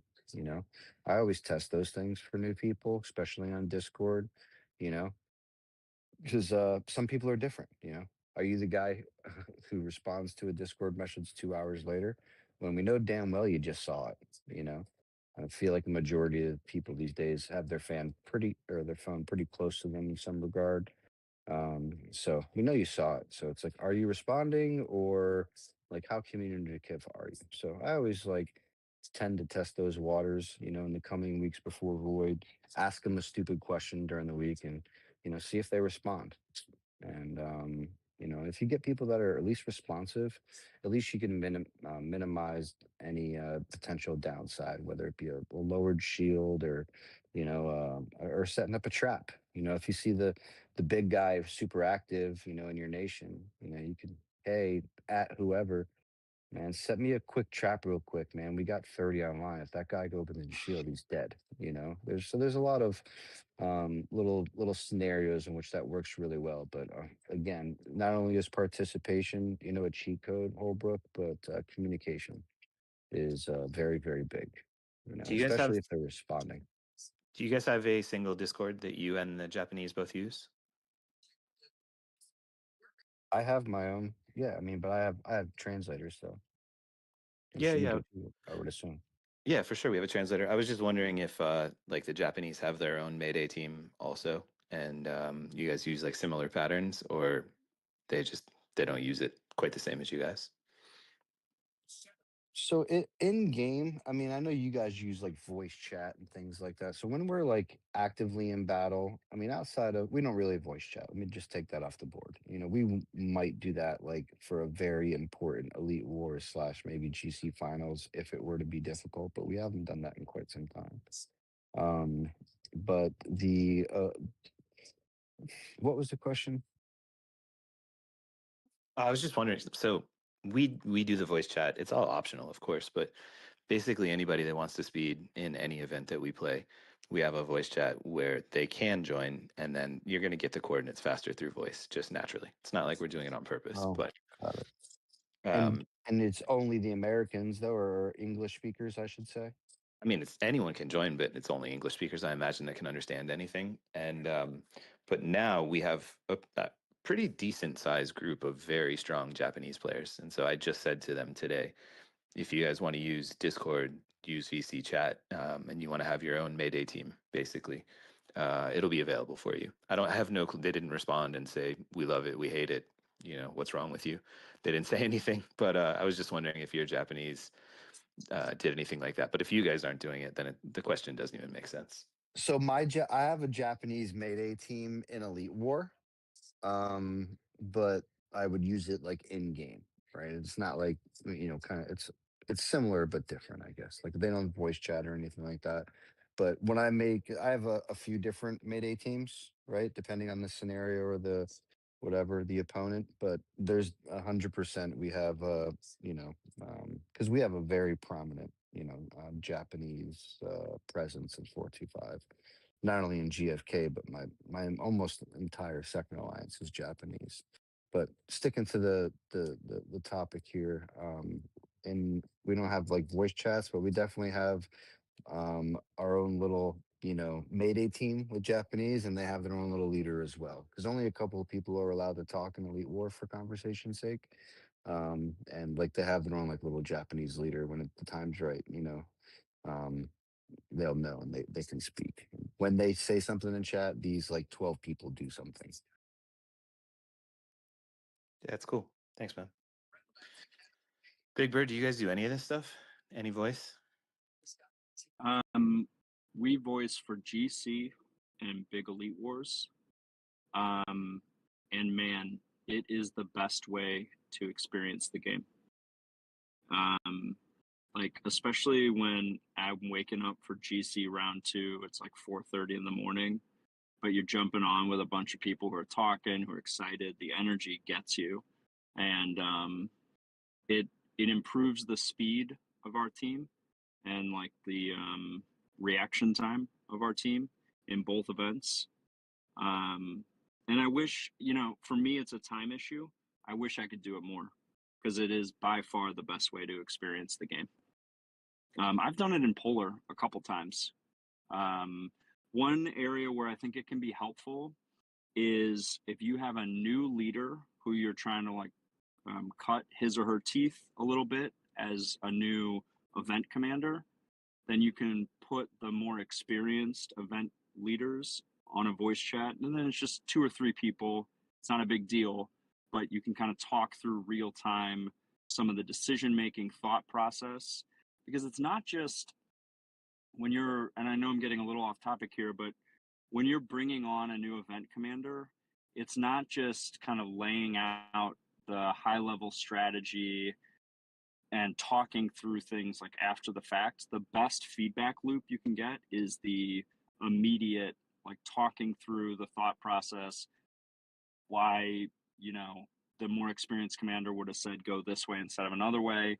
It also gives the new commander who's learning a second set of eyes with like immediate context through voice to flag things.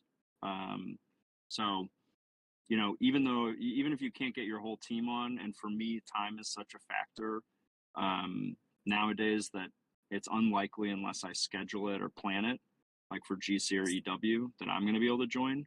But I think that's another way to use voice chat that doesn't require getting a bunch of people on. It's just 2 or 3 people saying, hey, for this one, it's your first time running EW for our main team. Like, why don't we hop on voice and we can talk through it as we go? Yeah, we just find it to And be that's so. 100%. Oh, sorry. Yeah, I was just gonna say we just find it to be so much more responsive. Go ahead, LG. I was gonna say that's 100% how I trained Johnny Coyle, years ago, prior to even our second merge, was voice chat, real time, and then being able to explain why you do certain things in certain moments, you know, whatever that scenario is. A million percent. Like Big Bird said, an amazing way to experience the game. But if you're like legitimately training somebody, and or going over officers or something like that, voice chats, an amazing thing to use if you guys speak the same language and can utilize it. Because yeah, 100% how I did Johnny Coyle. He's been my Elite War, commander, Polar War command, whatever, for years at this juncture. Because a guy like myself, it's very difficult to do both. run around like a fucking banshee and, command the team is super difficult. So I learned this out early on in the game, and you know, but I needed to install myself in somebody else, and Johnny Core was awesome.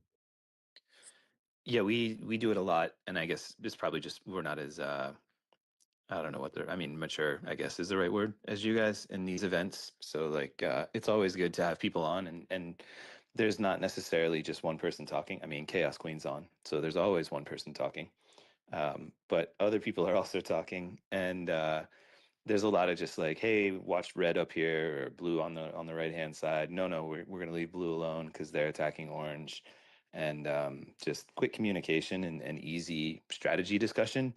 The thing that really put us over the edge was we wanted to attack S at the end, but we had a specific strategy we wanted to do, and it wasn't clear basically from the text chat. And so a couple people sped, and then you're in that awkward position where you're like, oh, do I let them die or do I just speed in there knowing I can keep the battle going? And the strategy was to like let the battle go for the speeders, but a lot of people didn't know that, including myself. And so I ended up in there. And after that, I was like, all right, if we're going to be coming up with strategies on the fly, like dynamically, you just came up with this based on these conditions, then we need to be on voice so that you can say, all right, we're going to go at this time, but whoever speeds, whoever doesn't listen, they're going to die. But we're all going to go together and just walk, or something along those lines, you know? So for younger nations, I would probably do it for any event where it's not so baked in that you know exactly what to do with maybe some specific keywords or something like that. Just an idea. I mean, it's always optional. Man, we played an Elite War today that we won. And after it was over, I was like, oh, yeah, I was probably supposed to jump on voice chat. But I forgot. Nobody said anything. Like, if you do it optional, I don't think it's a problem. Yeah, For I mean, nations for that have us, had, oh, sorry, you go, LG. no, I was just gonna say for us, it's so similar, and and there's so few. I mean, I feel like the last time I did like a big GC voice chat, I'm feeling like 12 or 15 people in there. It was cool. Don't get me wrong. And Mental and I jump on together. For a couple of different events, but it's just him and I. You know, so I feel like it all depends, and if you set it up, I think it would be cool to have a majority of the alliance in there. But if they can't speak English, I feel like it's kind of pointless. But I think it would still be cool to have everybody in there. Even if they can't talk, maybe they can understand, or I don't know. I think it'd be cool, but I don't think we're there just yet. um, I know a good couple of nations that can put like 30 or 40 guys in voice chat on like a Void War Sunday randomly. So that's cool, and commendable. But we're not doing anything like that in 425. I think we're pretty on a pretty decent schedule, and even adding like the polar, on a random Tuesday, I guess it is now, is becoming a thing. But just gonna continue to take your guys's suggestion there, and hopefully this week has more participants than we did last week. So I'm anxious to see how it continues to unfold. LG, I've got a reaction to what you were just saying. I would bet if you and Mental are comfortable with it, I would bet that if you said, hey, everybody, Mental and I are jumping on voice chat for X events, there are going to be a couple people who I would imagine are just going to show up just to hear you guys chatting, and getting to, even if they don't participate, they can at least understand what you guys are talking about. Um, it's one of those things where if you build it, they will come. I would guess, at least if I were in GFK and you said, hey, me and Mental are jumping on voice chat for this polar or for this Elite War, if I can jump on, I'm going to jump on and at least listen, and I could see you guys getting some organic stuff there. It's much harder to coordinate as you bring more people in, but if you just leave it at, you talk to Mental like, hey, we're going to voice chat at this time, I bet people would jump in, and you might see like another They would touch actually. point for some of those players.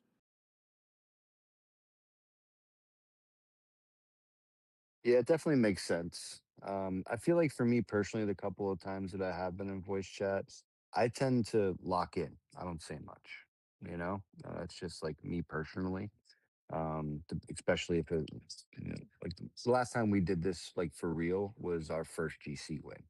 You know, we had like 35 or so like that in voice chat, and it was super cool. Um,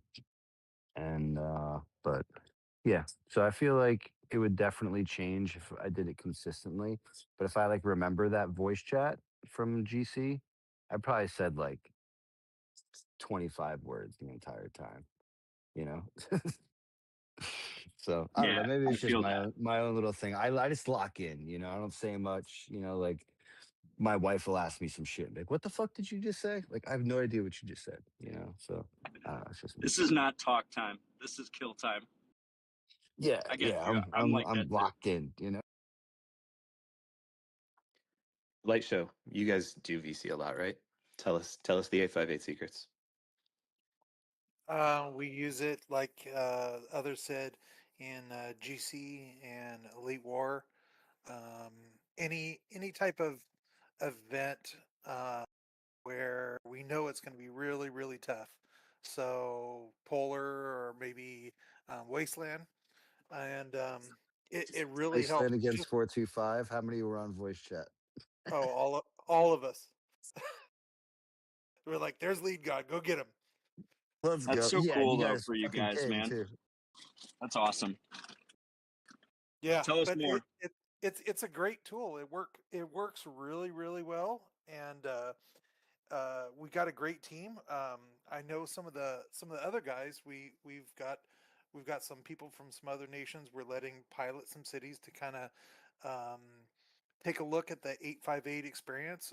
We've got Chaos Queen, Easy 2.0 from 896 is in there, and DeAndre. I'm gonna kill you. Huh? I'm gonna kill him. You're gonna kill him. And DeAndre from 846 has got a city as well.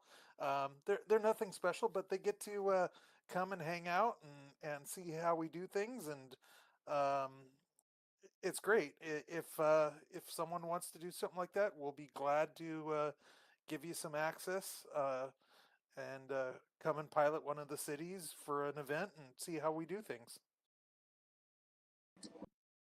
Fuck Eight yeah, nine Light Show. eight Getting nine that six recruiting push in. I love it. 896 has That's been using voice for probably a year and a half.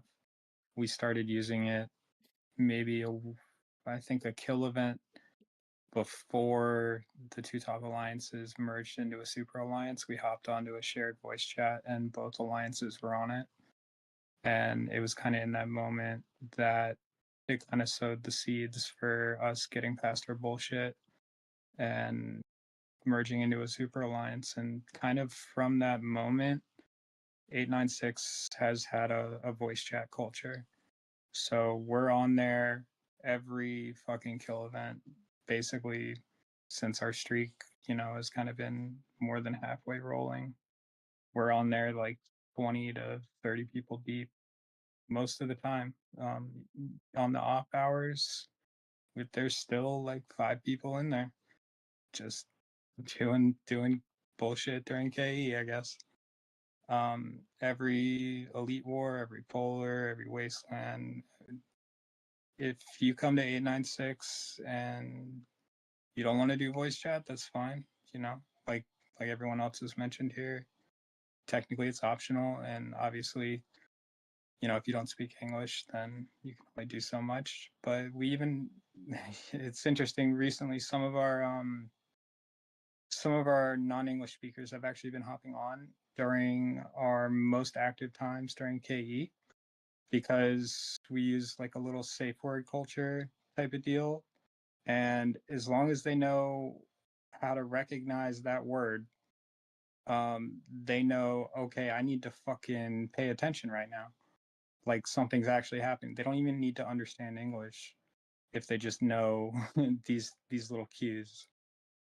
So the voice chat aspect of this game 100% has made 896 much better in KE.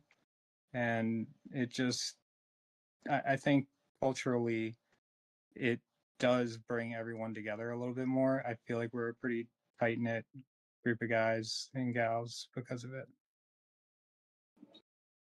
Really, I want to highlight one of the things that you said.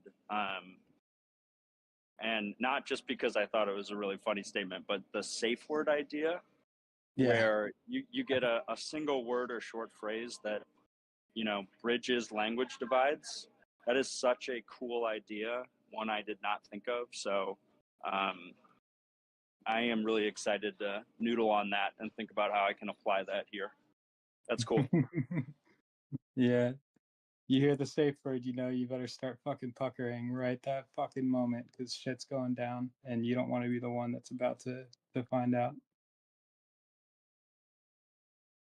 Well, I would almost want to expand on that because you got me thinking now too that you could almost key Discord server instead of like at everyone or at here, whatever, at here, at everyone with a specific word. They know what time it is.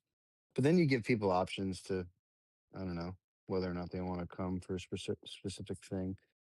You get Yeah, the that's farmers that don't want actually to come to the attacks and things of that nature. So I don't yeah. know. You Yeah, could definitely. set up a I like role. the concept.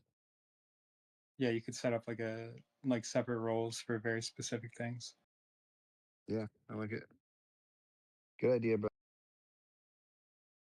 Yeah, I mean, I can tell you during our the kill events, response you just times yelled. are just crazy because of that. Go ahead. I was just saying during our kill events that you just listen for the word target. Everybody can be yapping about whatever they want, but if you hear the word target, it's time to pay attention to the game and shut the fuck up. Yep.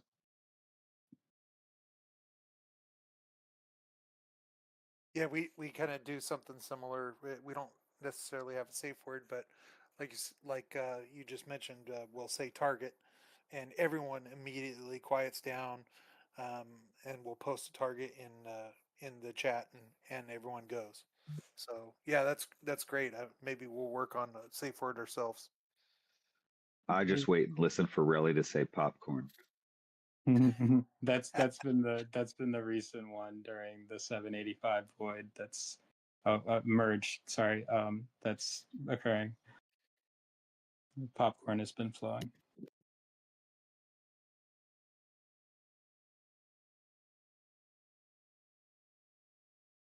Who do you have on your head of state there, Holbrook, for this particular frenzy? Do you Similar happen? nations that you were getting prior to merge? Yeah. Yeah, Tip was asking about this too because he was speculating that we were going to get it much worse. But we're facing 771 this week, which is just a a Lock Nation that we played plenty of times. The Lock Nation with Frenzy is like the least exciting to me. Everyone just does a YOLO and then pretends that their score is amazing. But whatever, should be easy, I assume. I don't know. Maybe they'll come crazy or different. When But did you guys actually get your guys' alliances and shit like that put together? Was head of state released then? so they did the merge at Friday night. I think it was Friday night. At like 2 o'clock server time, and then while the game was down, the head of state stuff came out. So it's very possible that you guys just got a normal head of state for this realm of things, but your double void head of state coming, whatever, in 6 weeks will potentially be a little bit different than you're used to, just based off of, how you guys get your alliances put together and BP and shit like that. But the fact that your number one alliance only acquired another 8 players and your BP didn't necessarily change all that drastically for your number one alliance. I don't think it'll really change that much, but I do agree with Tip that more than likely your next bracket choosing could very possibly be a little bit different than you're used to. I mean, I'll be fine with it. I got tired of fighting the same people. I'm actually pretty excited. I don't know if we can get Light Show to actually talk about it, but uh, in our bracket we have 767 858, which I don't know if you remember the former drama around 767 and 858. This should be a fun little matchup. It's another frenzy too, so I guess it's even a frenzy rematch. I'm excited to see who wins that one. So we're really, really, really, really hoping for a drama-free frenzy. We want a fair one-on-one fight. We don't want any drama. We don't want any problems. We will be we will be watching the feeder cities. We've kept track of them. We know where they are. Uh, we're monitoring them. The the feeder cities did buy some stuff during some um, buying events, so I'm guessing those were probably heels or who knows what. But we're keeping an eye on them, so I'm hoping that that's just not a situation again. Too funny. Feeder cities. God. Yeah, Yeah, it's I don't want to well, know, but I can only assume. yeah. I mean, do you really want to win a KE so bad that you have to spend money to buy cities to feed your players troops so you can earn points? Yeah, it's kind of whack. That's for sure. Yeah, Definitely kind of whack.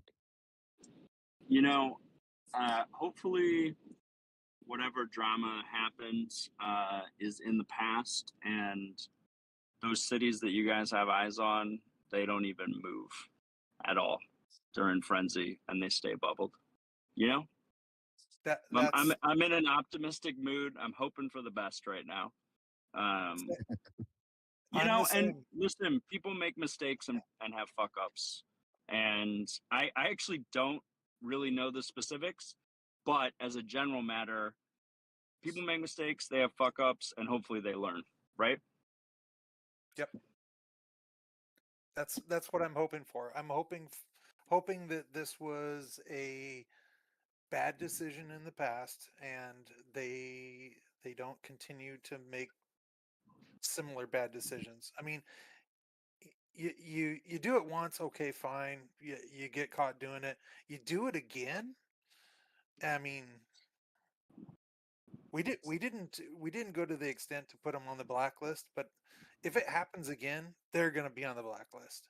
We're going to do everything we can to make sure every nation knows that that's what these people do.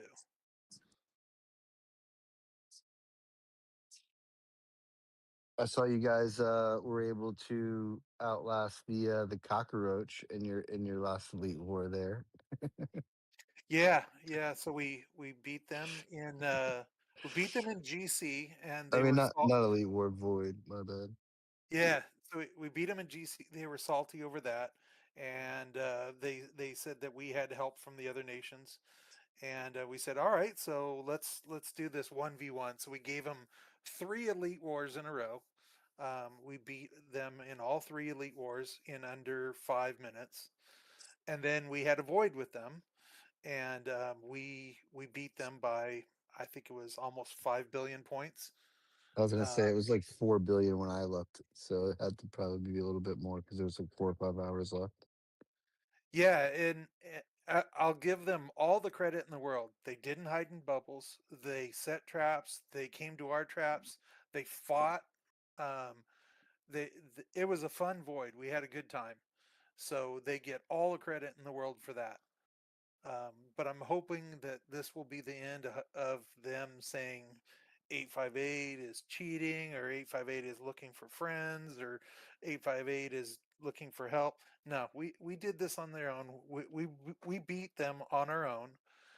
We gave them the 1v1s they wanted, and we showed them that we've got what it takes to beat them. So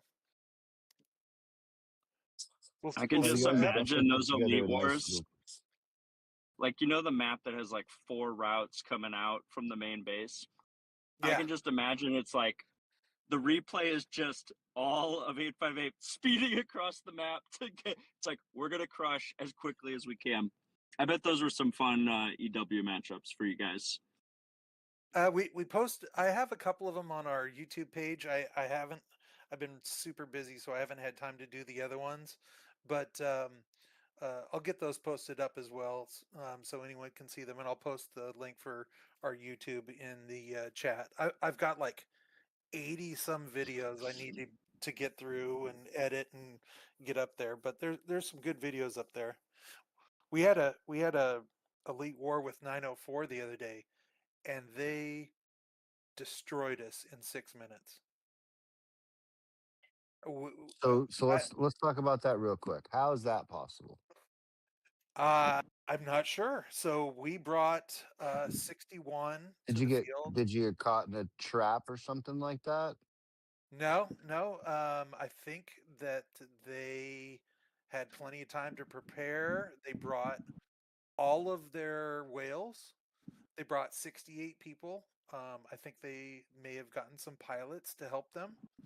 Um, but they came at us with everything they had, and we made a couple of mistakes.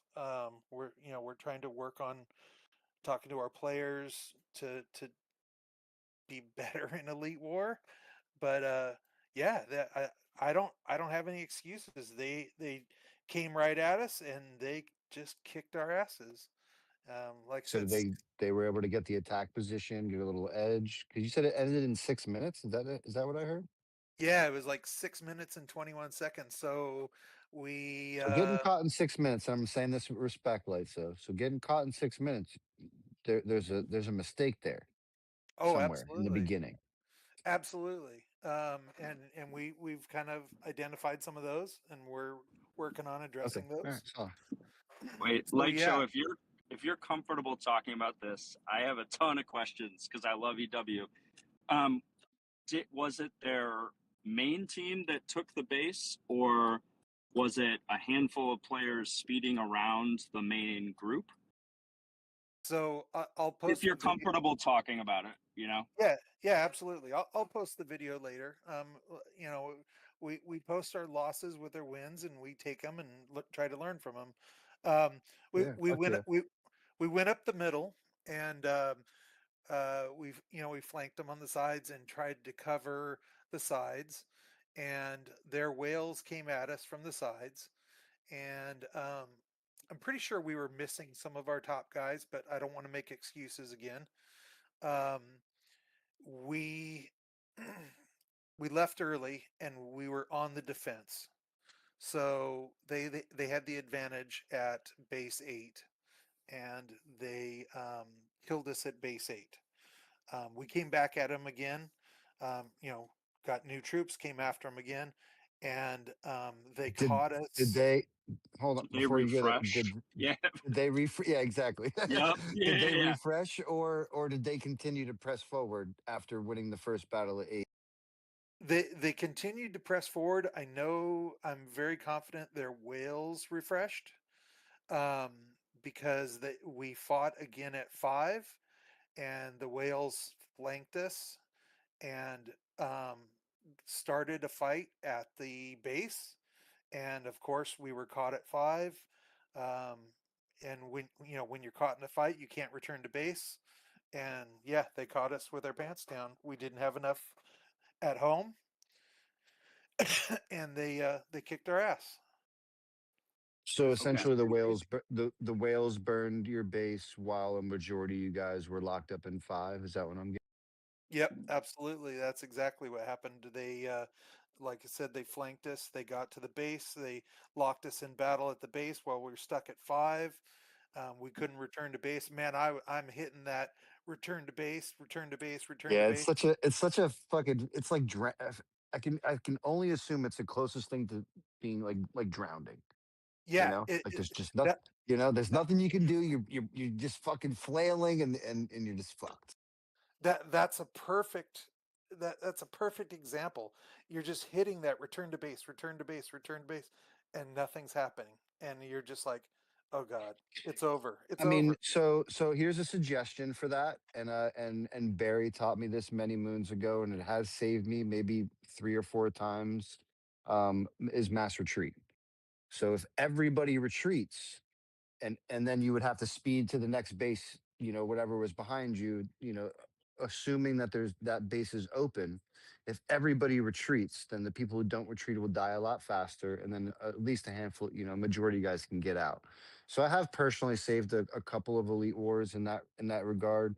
but it's all about leadership and prepared. It's like that hot word or safe word that we were talking about earlier. If you can, you know, play it fast enough, and everybody can get out of there, and get back to the previous tower. You can get back in time, just to throw that out there. But I hear what you're saying, man. Once you get stuck in there, again, it's like drowning, bro. You can't do nothing.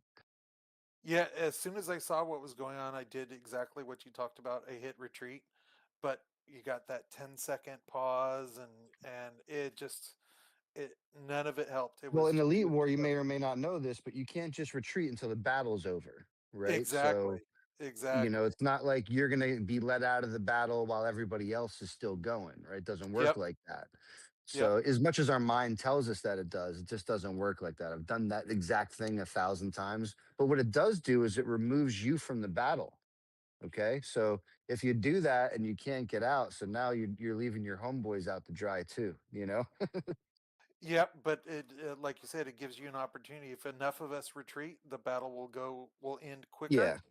and then we Barry can taught me that try to from rush home. 385, and I've definitely used that to save the base a couple of times, in the past for that exact reason. When the whales are coming around or speeding around, But I think you learn your lesson about getting caught on defense that first time. But I think you and 904 are like a pretty good match, pound for pound. I think they maybe got a little bit more of the stronger cities, but you guys have typically the participation, but this time they out participated you. Is that what I also heard? Yeah, absolutely. So they have the whales, and their whales are max whales. They have like five Yeah, there's max. some strong fucking cities over there. Yeah, for sure. Yeah, They're like and going to be the new fucking 5, 6, 7, like in a year or so, right? yeah, exactly. But yeah, they out participated as well. I was very surprised. I'm like, where did they get That's the impressive 68? part, like for real. That's the impressive part because you guys are Yeah, known for showing up in numbers. Like you guys showed up against us in numbers for Wasteland, yep, and whatever. You don't get to those elite war rankings and things like that unless you can bring some numbers to the table. So, yep. it's a good attaboy for the 904 boys. I know a couple of the guys over there, so shout out to those guys for preparing. And a prepared warrior, guys. That man, it's so rare that they lose. Tell you what, Yeah, prepared yeah, warrior. It's so rare that they lose. yeah. We've beat them in every elite war we've had with them.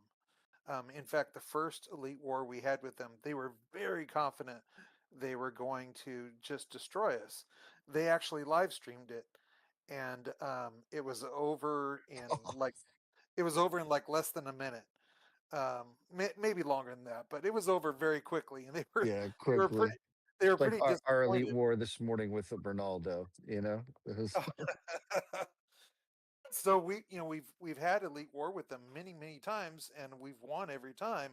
So I think maybe our team was a little, I don't know, maybe they just thought it's going to be the same like it was last time. Nope, these yeah. guys You came guys got caught ready. off guard. You got Oh caught yeah, off guard. I oh mean, yeah, and you were, and I mean, and I say this with respect, but you can't just give guys like that defense, off rip. You know what I'm oh saying? Especially that first battle. It's like maybe you give it to them a couple of battles down the line just to get things moving. Because I hate the battles where you win the first one and then they don't want to engage for like 30 minutes. You know what I'm yep, saying? It's like, what the fuck? So I'd much rather, at least get the ball moving. But that first battle, man, that giving up defense really is a thing. And it's funny to me that they didn't refresh. So they must have known that you guys were going to come out to five. So I mean, again, I don't love to give out strategy and stuff like that, but when you're I'm pretty sure I know the map you're referring to without seeing the video, but you can't just immediately move back to five when they got you at eight. You almost have to wait for them to come to five and then have a battle at like two or something yep, along those lines. Because all you're going to do is give defense again. By the time you get there, they're already there, or you don't have enough people there, or they probably just baited you, honestly. they very well could have. They could have. I mean, I'm not really sure. They were Because very the quiet about whales were it. able to burn your base, Oh or yeah, did they need the rest of the team to kind of get you? Were you winning the Which, middle battle? which Let me ask that. no. So we lost the first battle, and we came And the back to second. 5, and we lost the second at 5. oh, so And, you guys were, yeah, oh yeah, and no one could refresh. So did the battle at 5? The battle at 5 ended before the base battle ended. um, I have to go back and look at that. I'm Oh, not. okay, got it. All right. So the no one else from the other team got into the base battle. It was just the top ends that took it down. Is that right? Yes, yeah. They Okay, so we were stuck at 5 with the majority of 904. Um, got it. and You're they're talking to a they're couple EW junkies, so we're like latched on to every little piece of it. right, yeah. Yeah, I Um, already have the video in my head, Light Show, bro. I watched the whole thing. If you didn't know, you know, I watched the whole thing. You know. yep. LG, one riff on what you were saying about the mass retreat. That is why if there are some maps where there are multiple routes to 8, um, and anywhere where there's multiple routes, try and have your team come from multiple routes. So when you do the mass retreat, you're heading in different directions. It's hard, one person on the other side may have the presence of mind to like fast speed in and block you at the, retreat location, but it's unlikely that you're going to have multiple people realize that. And so if you retreat in multiple directions, you can save at least part of your team. Yeah, 100%. Yeah, makes sense. Definitely a nice little caveat to the mass retreat, because those monster traps, those are motherfuckers, and certain teams are running them heavy, 5 6. I mean, I feel like all the big guys are running them for the most part, but those things are hard to deal with, especially when it's just the top cities running together. I mean, I kind of mentioned it earlier.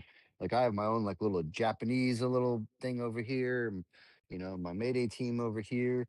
That's all running deep together. So it's great, man. I love the camaraderie that it brings together. I love the participation. And now I'm going to be anxious to see how it, pans out between these guys, because we know that, you know, is there already It, another challenge in the works, Light Show? Uh, no, no Because that's challenge. that's No the good challenge. stuff, man. Is like you said, man. You take the losses, and hopefully you learn something from them, and then you come back and maybe you're able to change that outcome the next go around.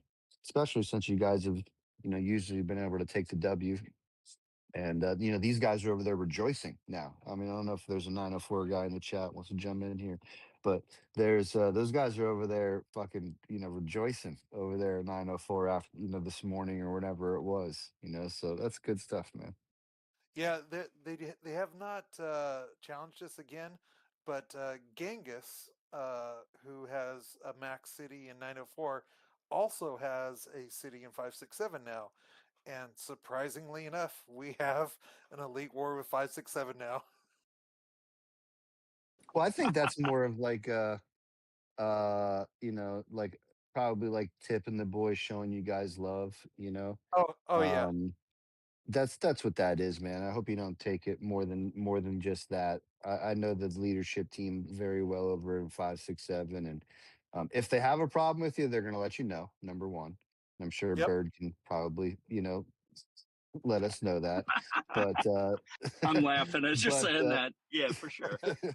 they're gonna let and but outside of that, man, I know that a lot of the guys that came before you, including myself, there's we respect, the 858s, the 904s, and a couple of other nations that are doing it the right way, and I think that what you guys are building over there is really great, and I hope you guys continue to, have with the success that you guys have been having, because that's what it's about. And I'm only going to assume, and I want to tap my own shoulder, but it's about seeing these other teams, these other nations that have built it, and came before you, and all those things, because again, I know that the leadership team over at 567 really well, and regardless of Gangrus or not, maybe he said, yeah, let's get those guys. They've been fucking us up for the last 6 months, and and whatever. But yeah, I'm sure it's more of a respect thing than all, because they ain't getting but 42 elite war points by beating you, if you know what I mean. Yeah, it's probably something like that. I like Tip. We joke around a little bit. I give him a hard time. He gives me a hard time. But um, yeah, we know we're not going to beat him. We'll fight, but we're not going to spend a bunch of money on him. No, so yeah, so that's what you do, man. And and a couple of times that I've gone up against, teams that were overmatching us, throughout the years, still fight them, still give it a good shot. But watch what the hell they do, man. Try to pick up something, Oh and yeah, reach out to Tip and a couple of guys you do know, and just, hey, man, like, don't do it in like 3 minutes, like, let's try to, do whatever you guys normally do, but like, let's try to at least, fucking, have a good time at least, So, but yeah, you should be able to pick up at least something, or it's just 10 guys coming to smack you upside of the head. yeah. That could happen too. We had them we had them in Polar, and they just Dude, destroyed those them. guys are great. I love it. I love it for a couple of different reasons, but I don't like going against it. I mean, we recently had them in Polar. I think you were there. What do you mean? Yeah, I think you were there. And dude, those guys are just too aggressive, man. Yeah, And I say that but they're just nonstop. And it's like, all right, man, you guys got it. You can get this one. Yep, See yep, you another day. yep. We tried hard too. We spent a lot of money, and I think we scored about as a third as many points as they did. I think we came in second, but yeah, there was no way we were going to beat them. I mean, just one or two of their guys would just knock 20 or 30 of us out of a base. It's just insane. We can't match their power. Yeah, 300 nation difference, man, will definitely make a couple of your guys squishy, and Oh stat yeah, averaging is a big fucking thing, it's big, and I'm sure, a good handful of your guys in your team, as much as they're hyperactive, I'm sure their stats are pretty low, and that is just a huge difference, and the difference in battles like that. But yeah, man, 567 is building something over there that is, in my opinion, gonna be very, very difficult to beat in some time. And if they get a merger, if Camel does decide to merge the older nations, they're gonna be a problem for everybody, I think. You know.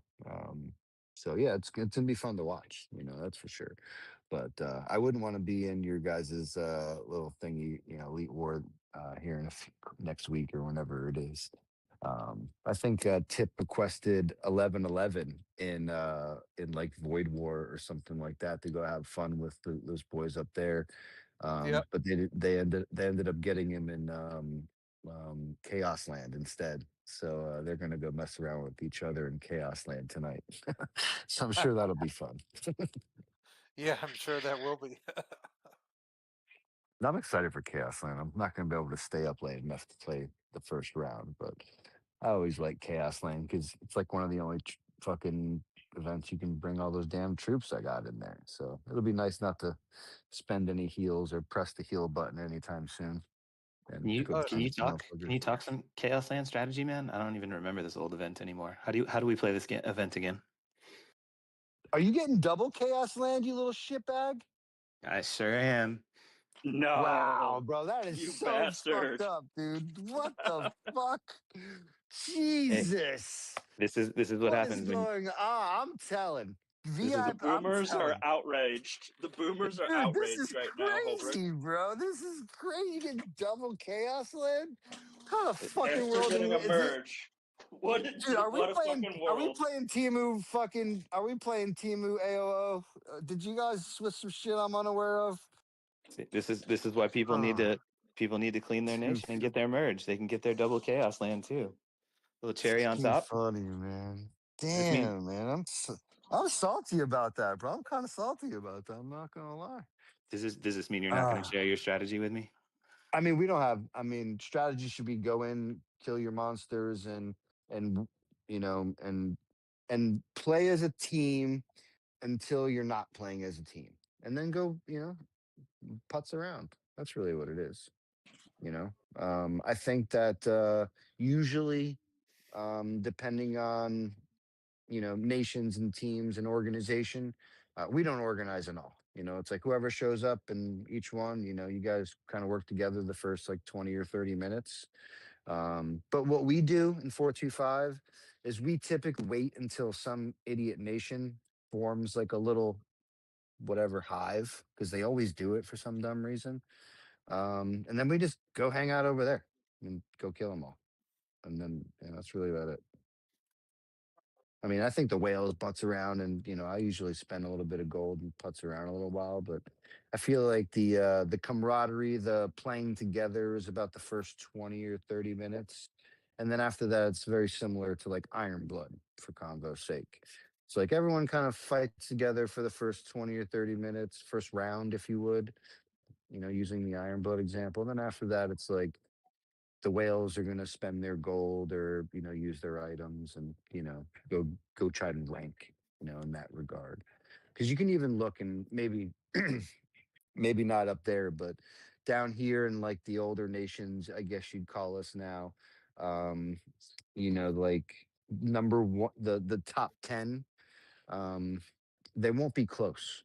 It'll be like, I'll use Iron Blood ranking for instance. It'll be like a 1.5 billion, a billion, and then like rank 4 or 5's got like 600,000 or 700,000. And then like it drops off significantly from there. Um, so again, I feel like it's like the first 20 or 30 minutes that the teams are playing together, and then the whales are just kind of competing for that first rank. You already, kind of threw out there the, the merit rewards for Chaos Land. I do suggest entering two if you have the gold. For the free players out there, I think it's what 2,000 gold for the second round or 1,000, one of the two. But it's a nice little whatever bag to take that second round. But so long as you don't get killed immediately by a whale, your shields do work and things like that. So there's no shield breakers. So as long as you're hiding troops, you should be able to randomly kill the zombie things and enter a couple of battles with the whale type players to work as a team. But I still wouldn't suggest like my free to play players to really like spend any consumables in said event. I would say, hide your troops and keep a fleet home to kill the zombie stuff and open as many of those boxes as you can. And that's just really about it. I mean, the whale players are gonna whatever fight it out, I guess you'd call it. But even myself, it's like it's almost guaranteed that I'm gonna get first. If I just play. All I gotta do is throw my troops into like a couple of cities out there that are over 100 million BP. You know, because I can get my fleet in Chaos Land to an unreal size. Right, that's like the fun part about Chaos Land for a guy like me. You know, and what sucks for everybody else is you're not killing 2 million of my troops. Like I'm sorry to say it out there, and for players like myself, I can buff up to like 1.8, 2 million, call it, and that's a lot of troops for a guy like myself. So uh, your city will 89% of the time be burned outside of like the handful of players out there that are probably too fat in the nations that I'm playing. Like I'm playing Raz's old nations, 400. They got a couple of fat cities in 400. I forget the other nations, but not like there's no like 567 or 555 in there. That you'd have to like worry about the other whale type players. So like I'm gonna be the whale player. So it'll be fairly. It should be fun at least, but I can probably take first in the first 30 minutes, I would say. But strategy, I mean, it's the same as, is your nation an Iron Blood nation? So long as it's not an Iron Blood nation, I would say take the similar strategies that you're taking in Iron Blood and implement them in Chaos Land. It's a little bit different because you can like legitimately hide troops and and carry a shield without a shield breaker being used or some shit like that. But you got to be careful of the whale type players with big monster fleets. And, your 60 to 80 million BP cities, like they don't need any help to like kill you at all. You're dead.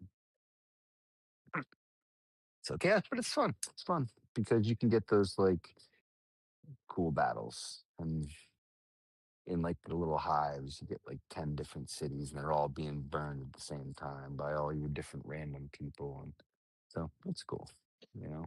And it's so rare that we see it these days outside of like merger times. And that's why Big Bird and I are breaking our nuts for getting 2 of them. It's like, dude, we get like a Chaos Land a year, and this guy gets 2 in a week. Like, who the fuck is this guy? Like, whose dick you sucking? You know, what the fuck? I don't know. Yeah, and Your to V- put some context here, like it used to be monthly, and at one point you could join all 3 rounds. Like You this was you could never this join was a all 3. high. No, you could. What? You could never join all 3, to my knowledge, anyway. As long as I've been playing Chaos Land, you could never join all 3 rounds. It's only been 2. Let me go. I'll go back and check, and I might have some like screenshots from that time. Holbrook, I completely agree with LG on the overall strategy.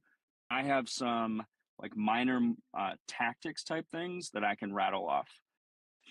You should think about the way you approach your use of tickets is like in 3 general tiers. If you are a top player like LG, the only use of your tickets is to buff up your fleet size. You don't need to worry about stats, and you don't need to worry about using tickets for speeds. In the mid tier, you may want to. You'll see there's a lot more variation in the mid tier, but you want to get a little bit of fleet size. Maybe you want to get a little bit of stats, and then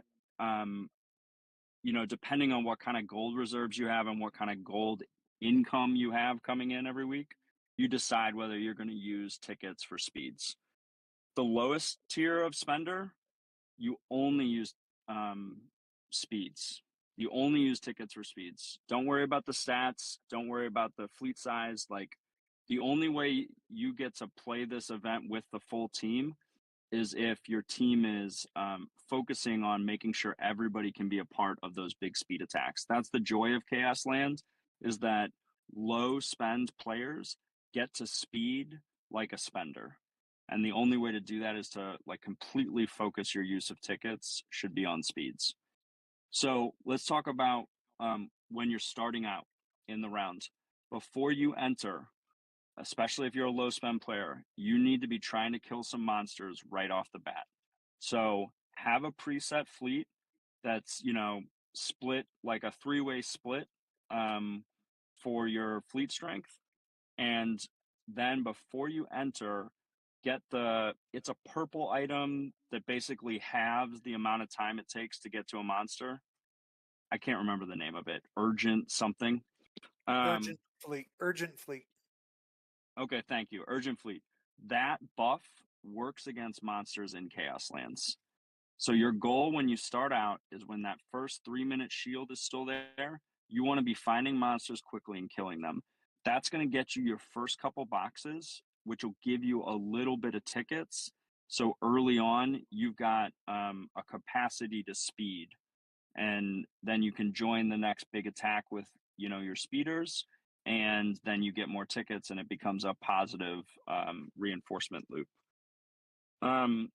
Another way to keep costs down for an alliance, and this is tricky, if you're the big alliance in the pool and no one's going to mess with you, then it's much easier to have like your central group hive up, because you don't have to worry about a bunch of enemy whales coming in, because your whales are there to back you up. And this will allow you, though, to be a target for people to come in and try and that way you bring the fights to you without having people having to spend 2,000 gold or a teleport item. So again, that's like for trying to keep costs low. Unfortunately, if you're not the big alliance in the Chaos Lands, and there are some whales that could just run through your entire alliance, then it's much more dangerous to hive up, because for big players, as LG said, like, we look for a hive. Like, I We see wait for that shit. yeah, exactly. It's like, that's where I'm going to go get points now. And so you need to think about who's on the field, who your opponents are, and kind of make that determination. If if you are not going to be able to fend off an attack, then I think that it makes more sense to use a decentralized approach. And, it kind of hides your smaller players just kind of in the mix. Once you see a hive form, that's like a beacon. And if you're strong enough to handle it, then that beacon works in your favor because it keeps costs low for your lower level players because they don't have to port around the map. And your big players can still port wherever they want as long as they're like coming back to the hive with regularity to help knock away any attacks. Let's see. So I talked about spend tiers, talked about the beginning. Oh, and kind of one other final thing. If you're a big player and you really care about getting a high individual rank in this, then you should be trying to enter early because when those first bubbles go off, that's when everybody's got their full troops normally. Well, And that and you got more than one fleet. yeah, You have and later on, the only people who are healing still to keep fighting are the whales. And it's much harder to get kills off another whale than it is to kind of be a wolf amongst the sheep. Yeah, I think one thing that we're missing in the Chaos Land, which is like, in my opinion, the best part, if you have a team and participation, you have the capacity to bring something together, is again the fleet size that everybody can potentially buff up to, especially the whale type players. You can 100% burn things that you can't, you typically couldn't.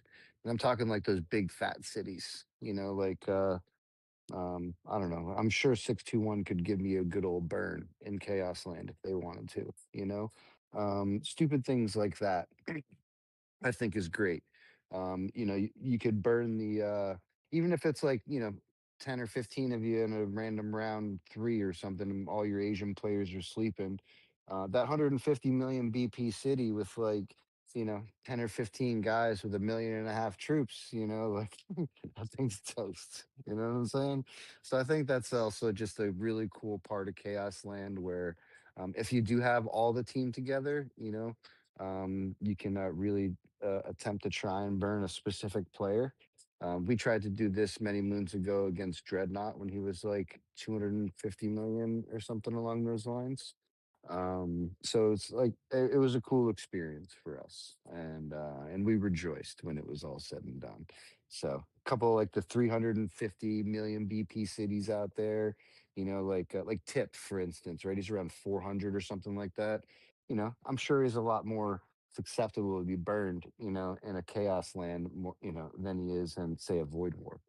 So these are some cool little tidbits that if you get the team together and you plan for it, obviously, I think it'd be cool to not have the low tier players use all of their tickets on speeds and let them get a couple of the fleet sizes and bang some 400 million fatty in the head. I think that'd be cool if you guys can put it together. That's a fair counter, LG, to what I was saying earlier. And especially at the low levels, like at the first couple upgrades, they're really cheap in terms of tickets. So that's a good point. It's like 5 tickets. They get like 2 or 3 clicks on the bump, get a little extra 20% or something like that, 15%, and it adds. And if there's an extra 30 or so guys online, round two for us in 425 is our whatever our premier round. We'll probably have around 50 or 60 online for that. It's just like an organic time for us. So like that'll be good if there's maybe we can get what is it, Aya from Raz's old city, or excuse me, Raz's old nation. I think she's like 300, 350, something along those lines. And then you got what, Gladdy and 400. She's kind of fat too, if I remember correctly. So anywho, I mean, yeah, I think that it'd be cool if we can catch one of the fatties flying around. um, we're not playing anybody that would be good enough to to get me, but maybe I haven't looked who I have for 357, but maybe I'll have a good matchup for 357. I'll go in there and someone will give me a run for my money because it's fun, you know. Yeah, I like the fleet sizes and the capacity to potentially burn somebody else. It's just a good concept, especially when there's some big boys out there that haven't had the capacity to be burned in quite some time, or think they can't be burned. You know, those are the guys you get a good little rush by getting them.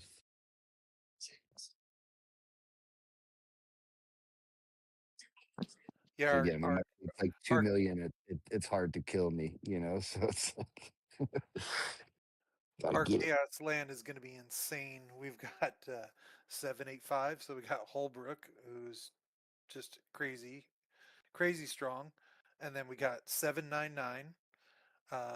Beast and Ducky, you know, they're going to come in and they're going to throw everything they got at it. 791, those guys are really, really strong too. And then poor 797 is just going to get, they don't stand a chance. So with a matchup like that, essentially just going over everything we talked about, right? You guys have priority events, you guys have elite war you just spent the bag on, right? All these things are happening, you know. So what are you guys going to prioritize this at? Are you one of those nations that are really trying to push it a little bit on every event, or is this just a go grab your get your merit and, you know, kind of come and go as you please? I haven't seen any. I'm looking now, and I am not seeing anyone even talking about Chaos Land. So I don't know if we're going to even show up for it or not. Um, so who knows? I'm going to play. I don't know how long I'll survive, but um, we'll see what happens. We know 785 is probably going to show up with 100 or more. So I mean, One of my does it really favorite. matter? Does it really matter who wins the nation who wins Chaos Land? Do you guys get your like 4 research speed ups and your 3 fucking wheat crates? You know? bragging rights, bragging rights. That's about it. But is it bragging rights if I can buff my fleet to 2 million, you know, and go bop you upside the head and burn your 100 million BP whale with just one fleet? Right? Is that really bragging rights? That's like saying Ronaldo can beat me in Polar War, in my opinion. You know? Yeah, yeah, you're right. You got a point there. One of my favorite Chaos Lands memories is I had a buddy Mox in 459, and he got just absolutely wrecked. And then they tried to come back for him, and he had this was pretty late in the round, and he had fully healed his city. And he was like, "Too bad for them. They don't know Moxie likes to do a little late night, late round full heal." A lot of good times with Chaos And he's Lands. like a 60 million BP city or something crazy too, right? Yeah, yeah. Yeah, I'll dude. never forget that. That's That the was funny. worst. Yeah. Listen, I'm not gonna lie. I made that mistake and I healed 300 days in GC one time, bro, when I was only trying to heal my zombies. And I was so fucking mad, bro. I was so mad. 300 300 days. I was so at, pissed. at your level, that had to have been a lot of money. Yeah, it was just me clicking too damn fast, you know, Yeah, and it uh and the it happens. shit happens. Exactly. It's like So wait, I use my elite. I use my SOS this past void. You want to know why? Because I Let's sent hear nothing but axes, dude. it. I was trying to catch the counter so fast that I just fucking sent 650,000 axes. I clicked fucking SOS so fast, man. I didn't, even- and whatever. He had like 1.5 million troops in there. I probably didn't even have to click SOS. But yeah, I was going so fast trying to get the counter, man. I sent all axes, bro. That's crazy. so you're saying that I fucked him up too, though. I fucked him up. so LG, you're saying that this is a special week for Iron Blood nations because they got Iron Blood and they got Chaos Land. Yeah, bro, they're double dipping for sure, dude. Those guys are double dipping because Iron Blood is the recreation of Chaos Land with spending items. That's what that is, right? You I know, think everybody can agree with that. yeah. It's funny that you have to imagine the Ironblood Nation would be the one where you kill everyone but the whale, right? Like just the whale, because in Ironblood you want to give away the least amount of points possible, and your people are going to give away points. So if Well, you I want to mean, be what's funny is 425 is the Iron Blood Nation, though. You know, like that's because if you look at the top 100, it's like 75 of them are us. You know, so it's, if there's an Iron Blood Nation, it's like we're definitely one of them. You know, I don't know, I was thinking of a nation where the whale literally killed everyone, and so the whale is the only person from that nation that joins. wow, that'd be pretty sick. That'd be pretty sick. This is obviously a terrible strategy, but it's funny. I mean, Yeah, I mean, that's how you'd win Chaos Land also, right? You can't give up any points if none of your players join and you just run around killing everybody else.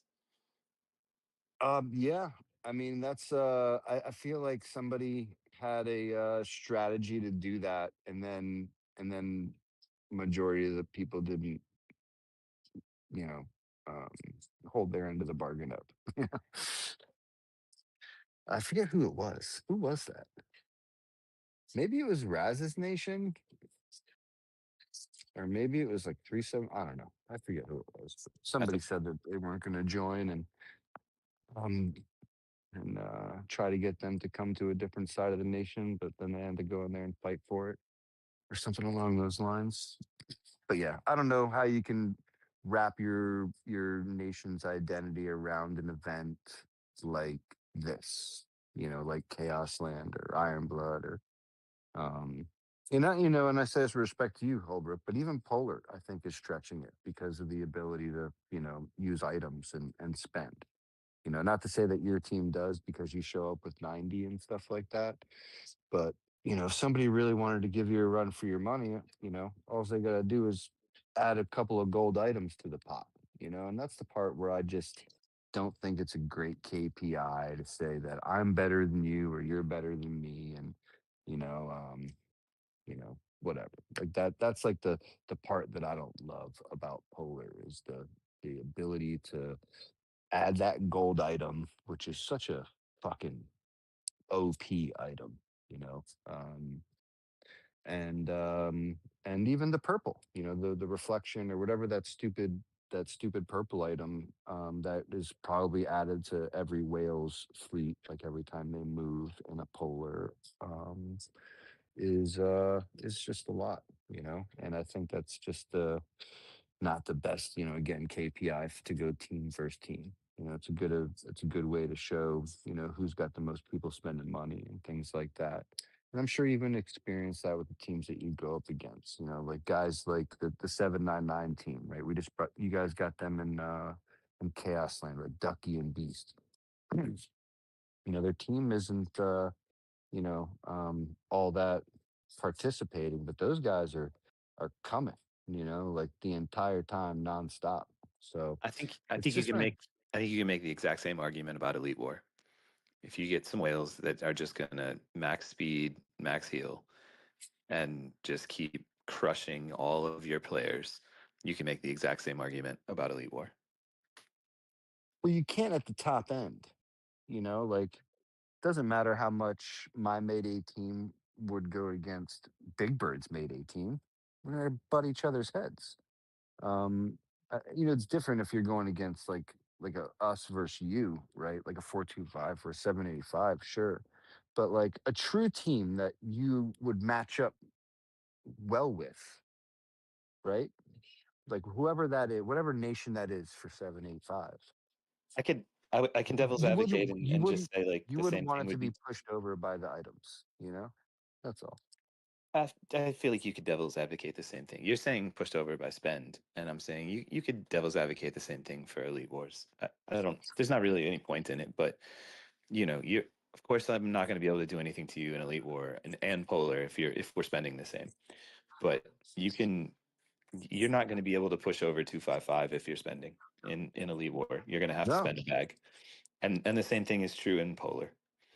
So anyway, it's not a. I don't think it's a big. no, they can It's not a beat sticking me. point. I'm spending in Polar and they're not, and they're still whipping me.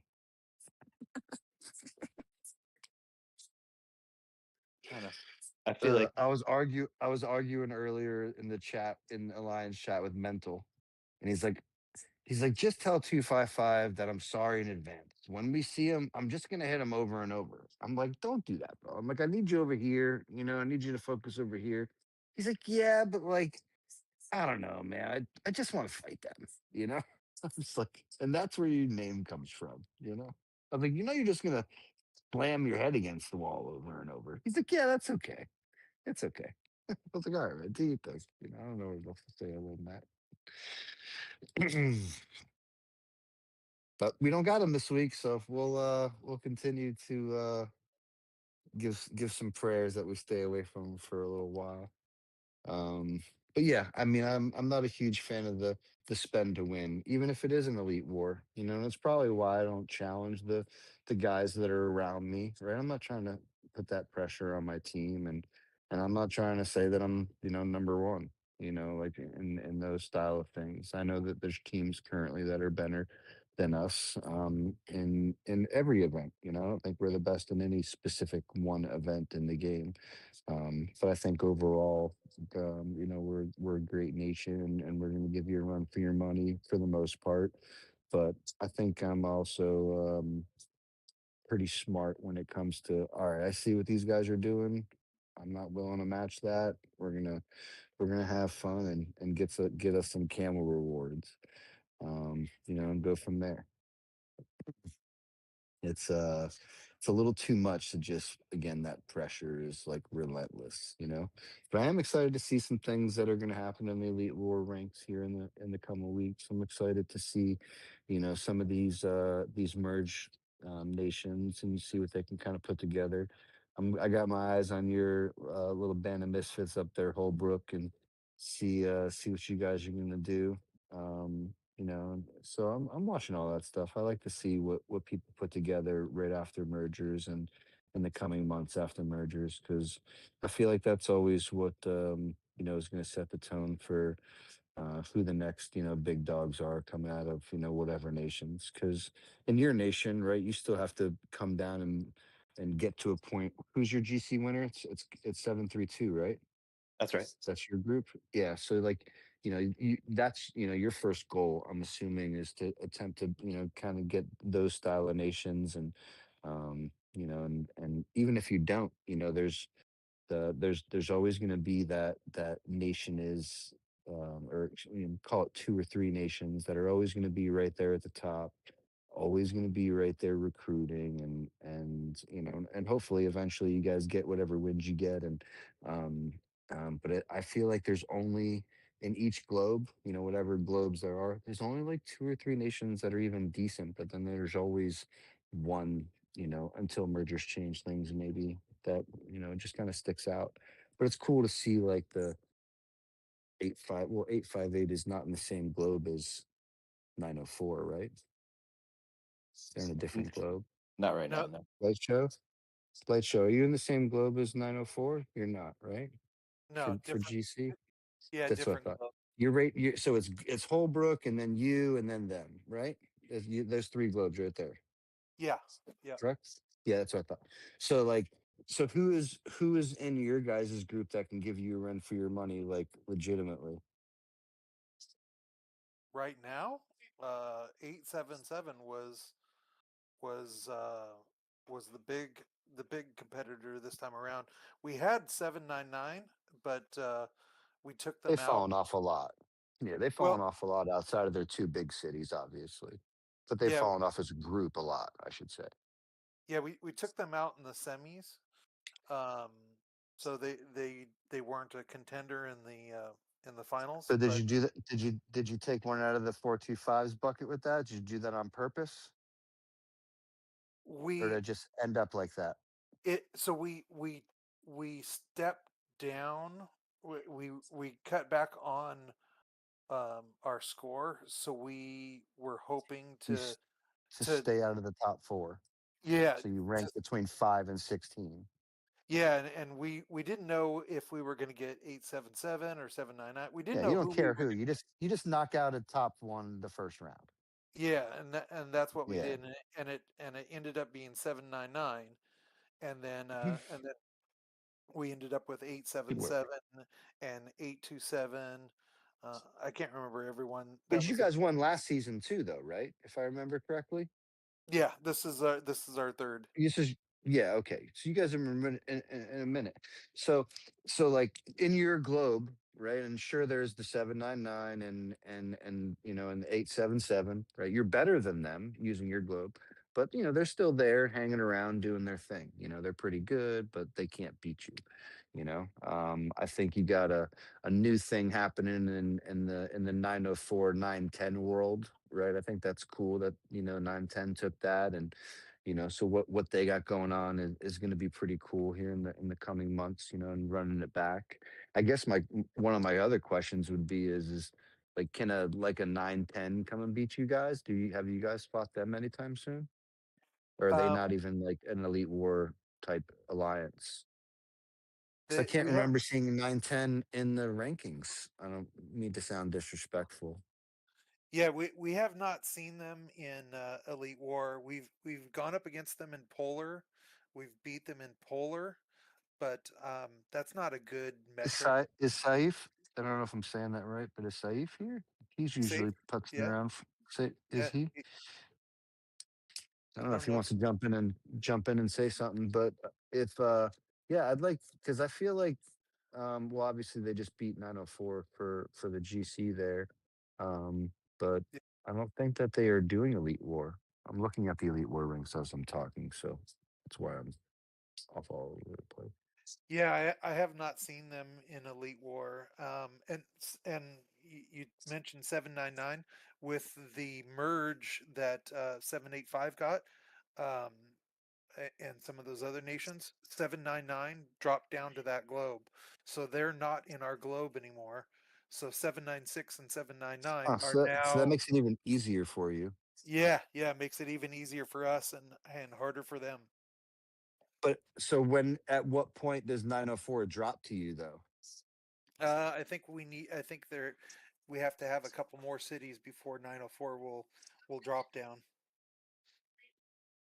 Yeah, so a Um, couple more mergers, they might just drop on down to you and give you guys a run for your money.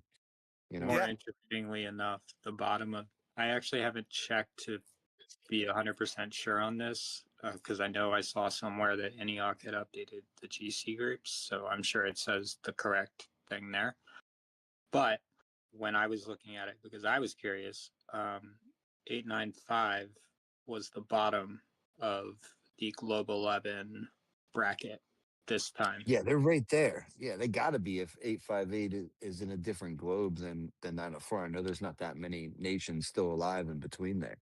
Yeah, literally, they're the bottom, then us, 896, and above that, uh, I mean, there's not that many in between. Yeah, so Light Show, man, you guys could one more set of mergers, man. It's very possible you guys got a whole new, light of things down there, and you're fighting 904 and GC, and then very possible, I don't know, a year from now or more, you got 910 down hanging out with you guys too. yeah, we're looking forward to it. We actually had 904 in GC this time last year, and 904 beat us by like 2,000 points. It was just heartbreaking. We worked our asses off, and and they again planned and strategized, and they came in and they had a plan and they beat us. Um, and we were pretty salty about it for a while. We've been really looking forward to a uh, a rematch with them, but it just hasn't worked out. Yeah, Yeah, no, man. but both I'm of your pissed guys' that you made nations me. are. I'm pissed that you made me remember it's been literally 4 GCs since that time. And I remember at that time, I was like, man, I can't wait until it'll be my turn to do this. Yeah, and Oh, fucking we hell, were dude. we were so looking forward to a rematch. We're like, we're gonna plan, we're gonna be ready for this, we're gonna save, we gotta be ready for this, and they changed it, and we didn't get it. Yeah, man. And you guys dropped down. Yeah, I think we dropped down or they moved up. I can't remember what happened, but yeah, we were no longer in their bracket. Too salty. Yeah, that would have definitely made me salty. That's for sure. Oh yeah. So so since then we've had our elite wars and a couple things here and there. So we've got a love salty relationship with them. We more than respect them. We like them. We're friends with them. We talk with them all the time.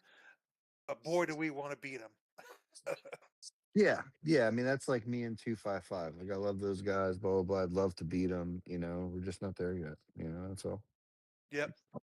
It's one of those things where they just push you. They push you so hard and they push you Hundred to your percent. limit.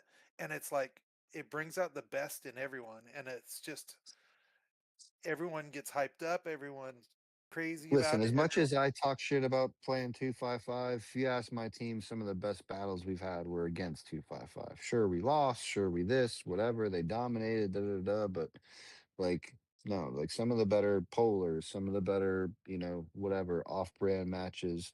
I didn't like the wasteland that we had with them. They just beat the living donkey breaks off of us. But a couple of the other events that we've bumped heads with them in, like Frenzy and things like that, awesome, awesome events. But yeah, your blood's going the whole time. Like all of those things. Your anxiety's up, everything. ADHD's on all time high. Just go squirrel, fuck up, target, oh. Yep. I know the feeling. Yeah, it's good to have those respectable,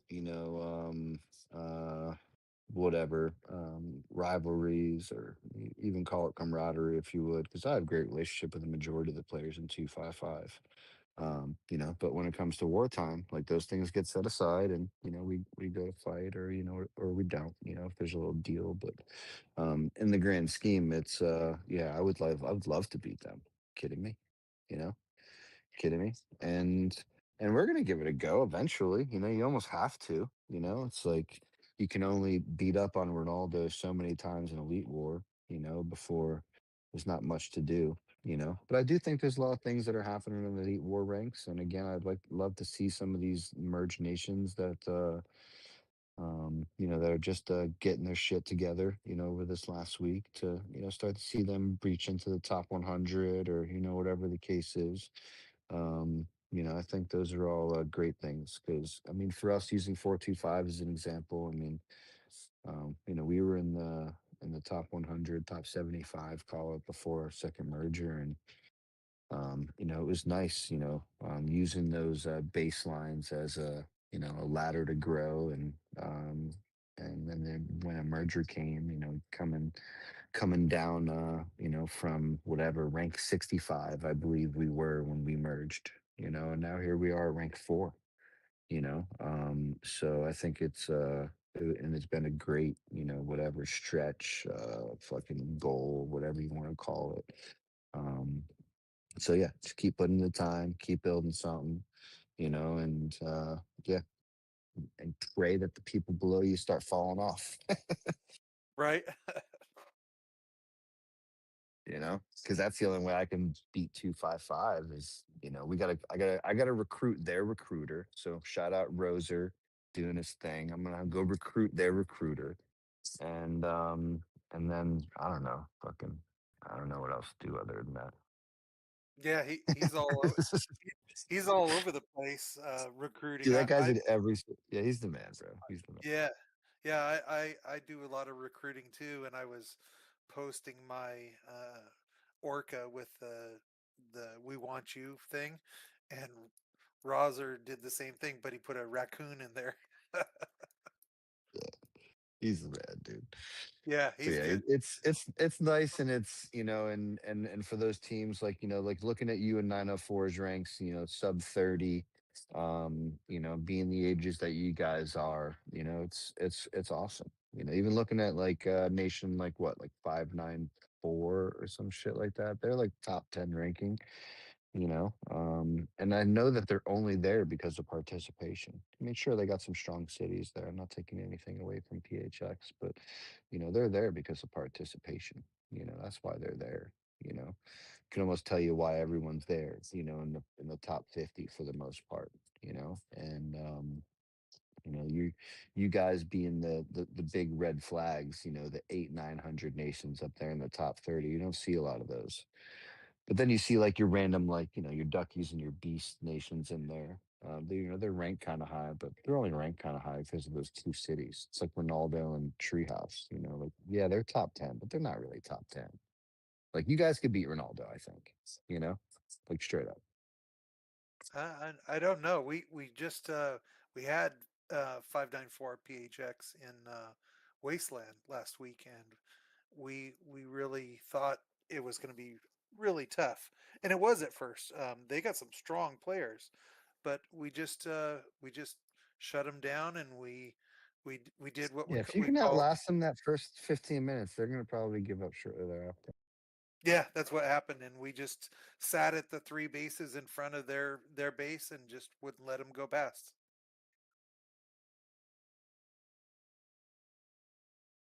Yeah, they definitely got some strong cities over there.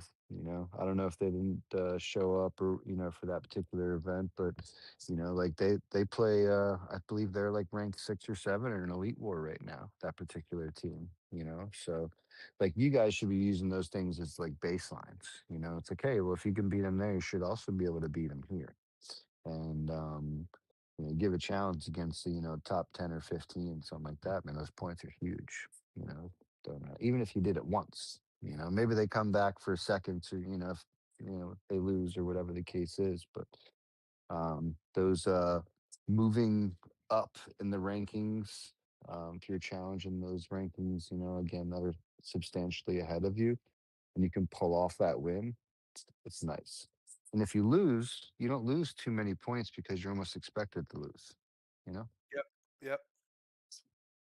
so it's a good way to reach out. But again, man, if you were to put your team together, I mean, I know Ronaldo and Treehouse are a couple of max cities, but I mean, I just played those guys this morning, and we dog walked those guys, dude. And um, I mean, I know we're a little bit different in Elite War, but it's just two cities. That's what you're playing.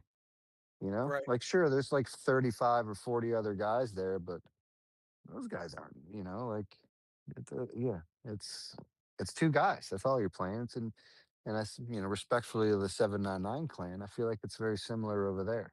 That's what you're playing. You're playing two guys. You know, sure, there's a Yep. couple other guys, but they're slow. They're walking. They're not. It's like you can be in 3 battles by the time they get there. You know what I'm saying? Right. Yeah. There's a lot of alliances like that in like the top 50. I'm sure Big Bird can almost like agree with me here because he probably point whores them every week. Um, so it's like though you can just kind of pick them out. If you want to shoot my DM, I could probably throw you a couple of easy ones. Like you guys just walk over these guys. But yeah, I mean, what you guys are doing participation wise is something that majority of the 850 pluses just aren't doing. So the fact that you and 904, 910, and there's a couple of other nations out there doing it above you guys, but not many. If I can think about it off the top of my head, like not many. It's more prevalent in like Holbrook's nation. I feel like you got Yep. him, you got 732, you got a couple of other guys who jump off the paper, but like using like Big Bird's nation and down, there's nobody, man. There's like 6 nations. That's it. You know, Wow. there's Yeah. nobody That there. that that globe 8 you're talking about with Holbrook, they just got they merged those two Chinese nations. That is going to be nasty for Oh, them. and that's up there. That's up there now with those guys, or with the Yeah. 904 boys now, right? No, it's in Holbrook's globe 8, the 700s. I thought they went up to like the 8 somethings. I thought No, I think it's the like seven 722 seven or two. something now. They ended up staying in 722. I Holbrook, think so. oh, he Yeah, left. he left for Chaos Land. We got Chaos Land, so but yeah, they're Woody was talking about it, and it's going to be crazy. Oh, I was well, yeah. That particular, I was told that they weren't staying in 722, and they were going to the whatever nation above them that they were merging with. Um, so yeah, if they stayed at 722, like then that's definitely going to be a bit of a bit of a hey, what's going on here? You know, I don't know if you guys are like us, but like we don't allow seven Chinese nations to win anything. It's like it's not allowed. Everybody So will lose before we allow a Chinese nation to win. you're right. Safe from 910 just posted in the chat that 722 did move to 895. Okay, there you go. So yeah, so they're up there fucking with the guys above you, or they're in your nation still. So they might be fucking with you. I don't. I think they're. I think the cutoff is as 895. So I think that's up in that Globe 11 or Globe 12. So I don't that's think up with 904 and 910 then, right? Yeah, I think they're gonna have to they're gonna give them a run for their money. Say for, are you there? Can you comment on that at all? I let you speak if you want to.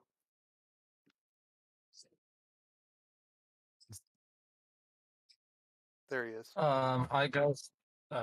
Good morning. What's up, brother? All good. How's everyone?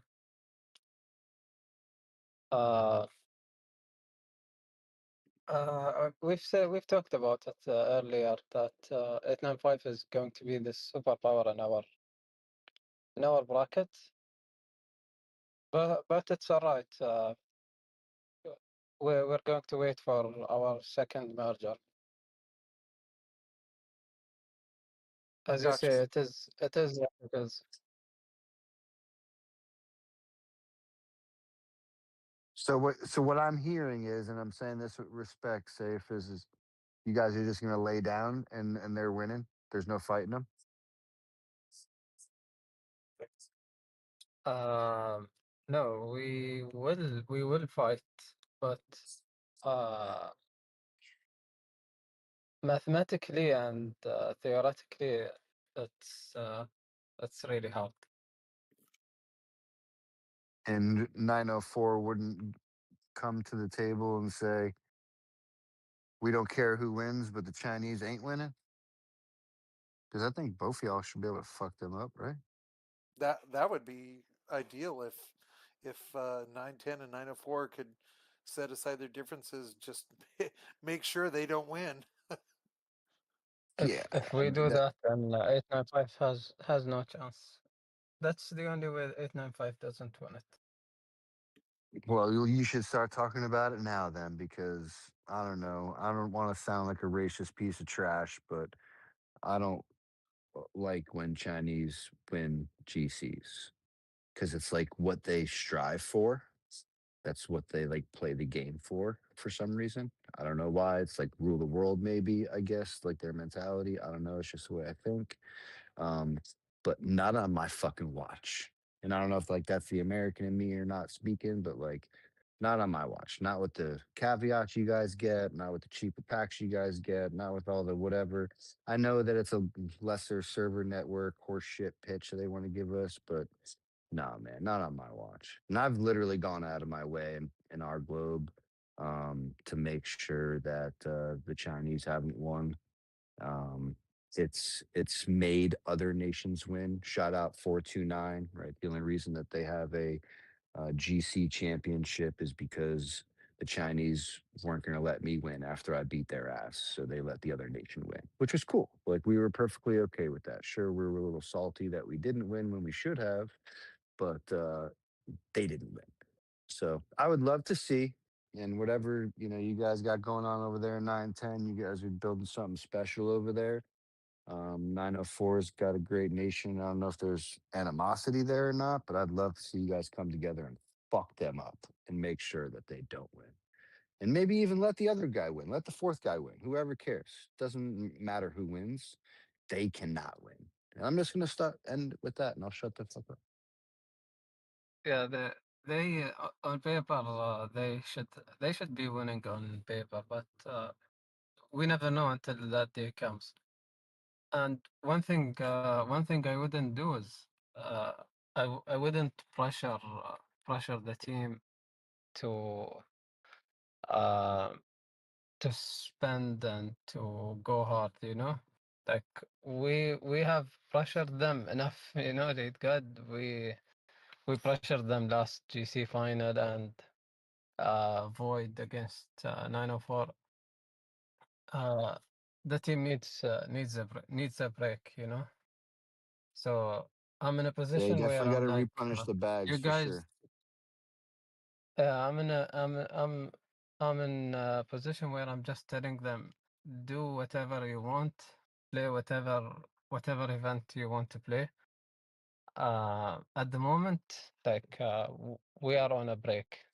If you get me, like you guys achieved everything we wanted from you. Now just relax and do whatever you want. So you guys going to be doing no bubble frenzy?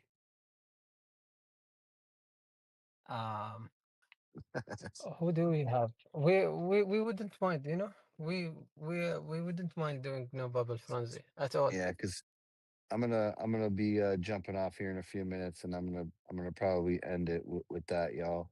It's frenzy week, guys. Double head of state, fucking void, or excuse me, frenzy. Two of them in this particular head of state matchups. So all you nations out there, go take a look at your matchups. Go ask yourself a deep, dark question on whether or not you can win it all, whether or not your nation wants to win it all. If you can't, man, you should have a great frenzy and get your teams together and lower them shields and entice some battles to be made and all of the above. Because I think that's what 425 is going to be doing again. We got 285. We got a nice little bracket of some people that we haven't seen in a long time, and all those fun things. So it should be a good time. But you know, with the mergers happening, with some powerhouses being out there, with a majority of these GC brackets, just by glancing at them, you can tell who's going to win it all. And if your nation's not that nation, then I would highly suggest, man, having a great Sunday. You got Christmas around the corner. You got all that stuff happening here in the coming weeks. So have a great Sunday. Get your team together at a certain time, and I don't know, port to the enemy nation, and just everybody drop their shields and see what happens. Make your own little chaos land for combo's sake. So I think that a lot of people should be doing that, these particular frenzies, and I think that a lot more people will get some merit, get some free shit from Camel. Uh, Whether you win the event or not, I don't think it matters because again, you're not that nation that's likely going to win the entire head of state over 3 events. So I would highly suggest that a majority of nations out there go have a good Sunday and open your boxes in the first 4 phases. Don't go crazy on recruiting for no reason, and fight on Sunday. Lower them shields and don't just do it to be an idiot and lower your shield and get killed. Like that's not what I'm suggesting. I'm suggesting lowering your shields to, you know, keep a fleet home, to get a battle going, defend a little bit. Like who cares? Just have a good time. Try to make those counterattacks. Whatever. All of the above. Just have some fucking action. I'm gonna leave you guys with that. Um, Probably gonna hang on, just listen to you guys for a few minutes. I got a couple of things. I got my earpods in, so I'm gonna be around for a couple more minutes. But I'm gonna end it with that. We're talking anyway. You guys have a great evening, and see you guys same time next week. I know we're losing some viewers because of Chaos Land, so we might just want to end it because Chaos Land did just start a couple minutes ago. Yeah, I'm out. I'm gonna go play Chaos Land. Good night. Thank you very much. All right, guys. Later. Same time, same place next week. Hawkage, pleasure as always, my G. Appreciate you taking your time and getting these recordings up and getting them over to Woody, man. See you over in the AC, brother.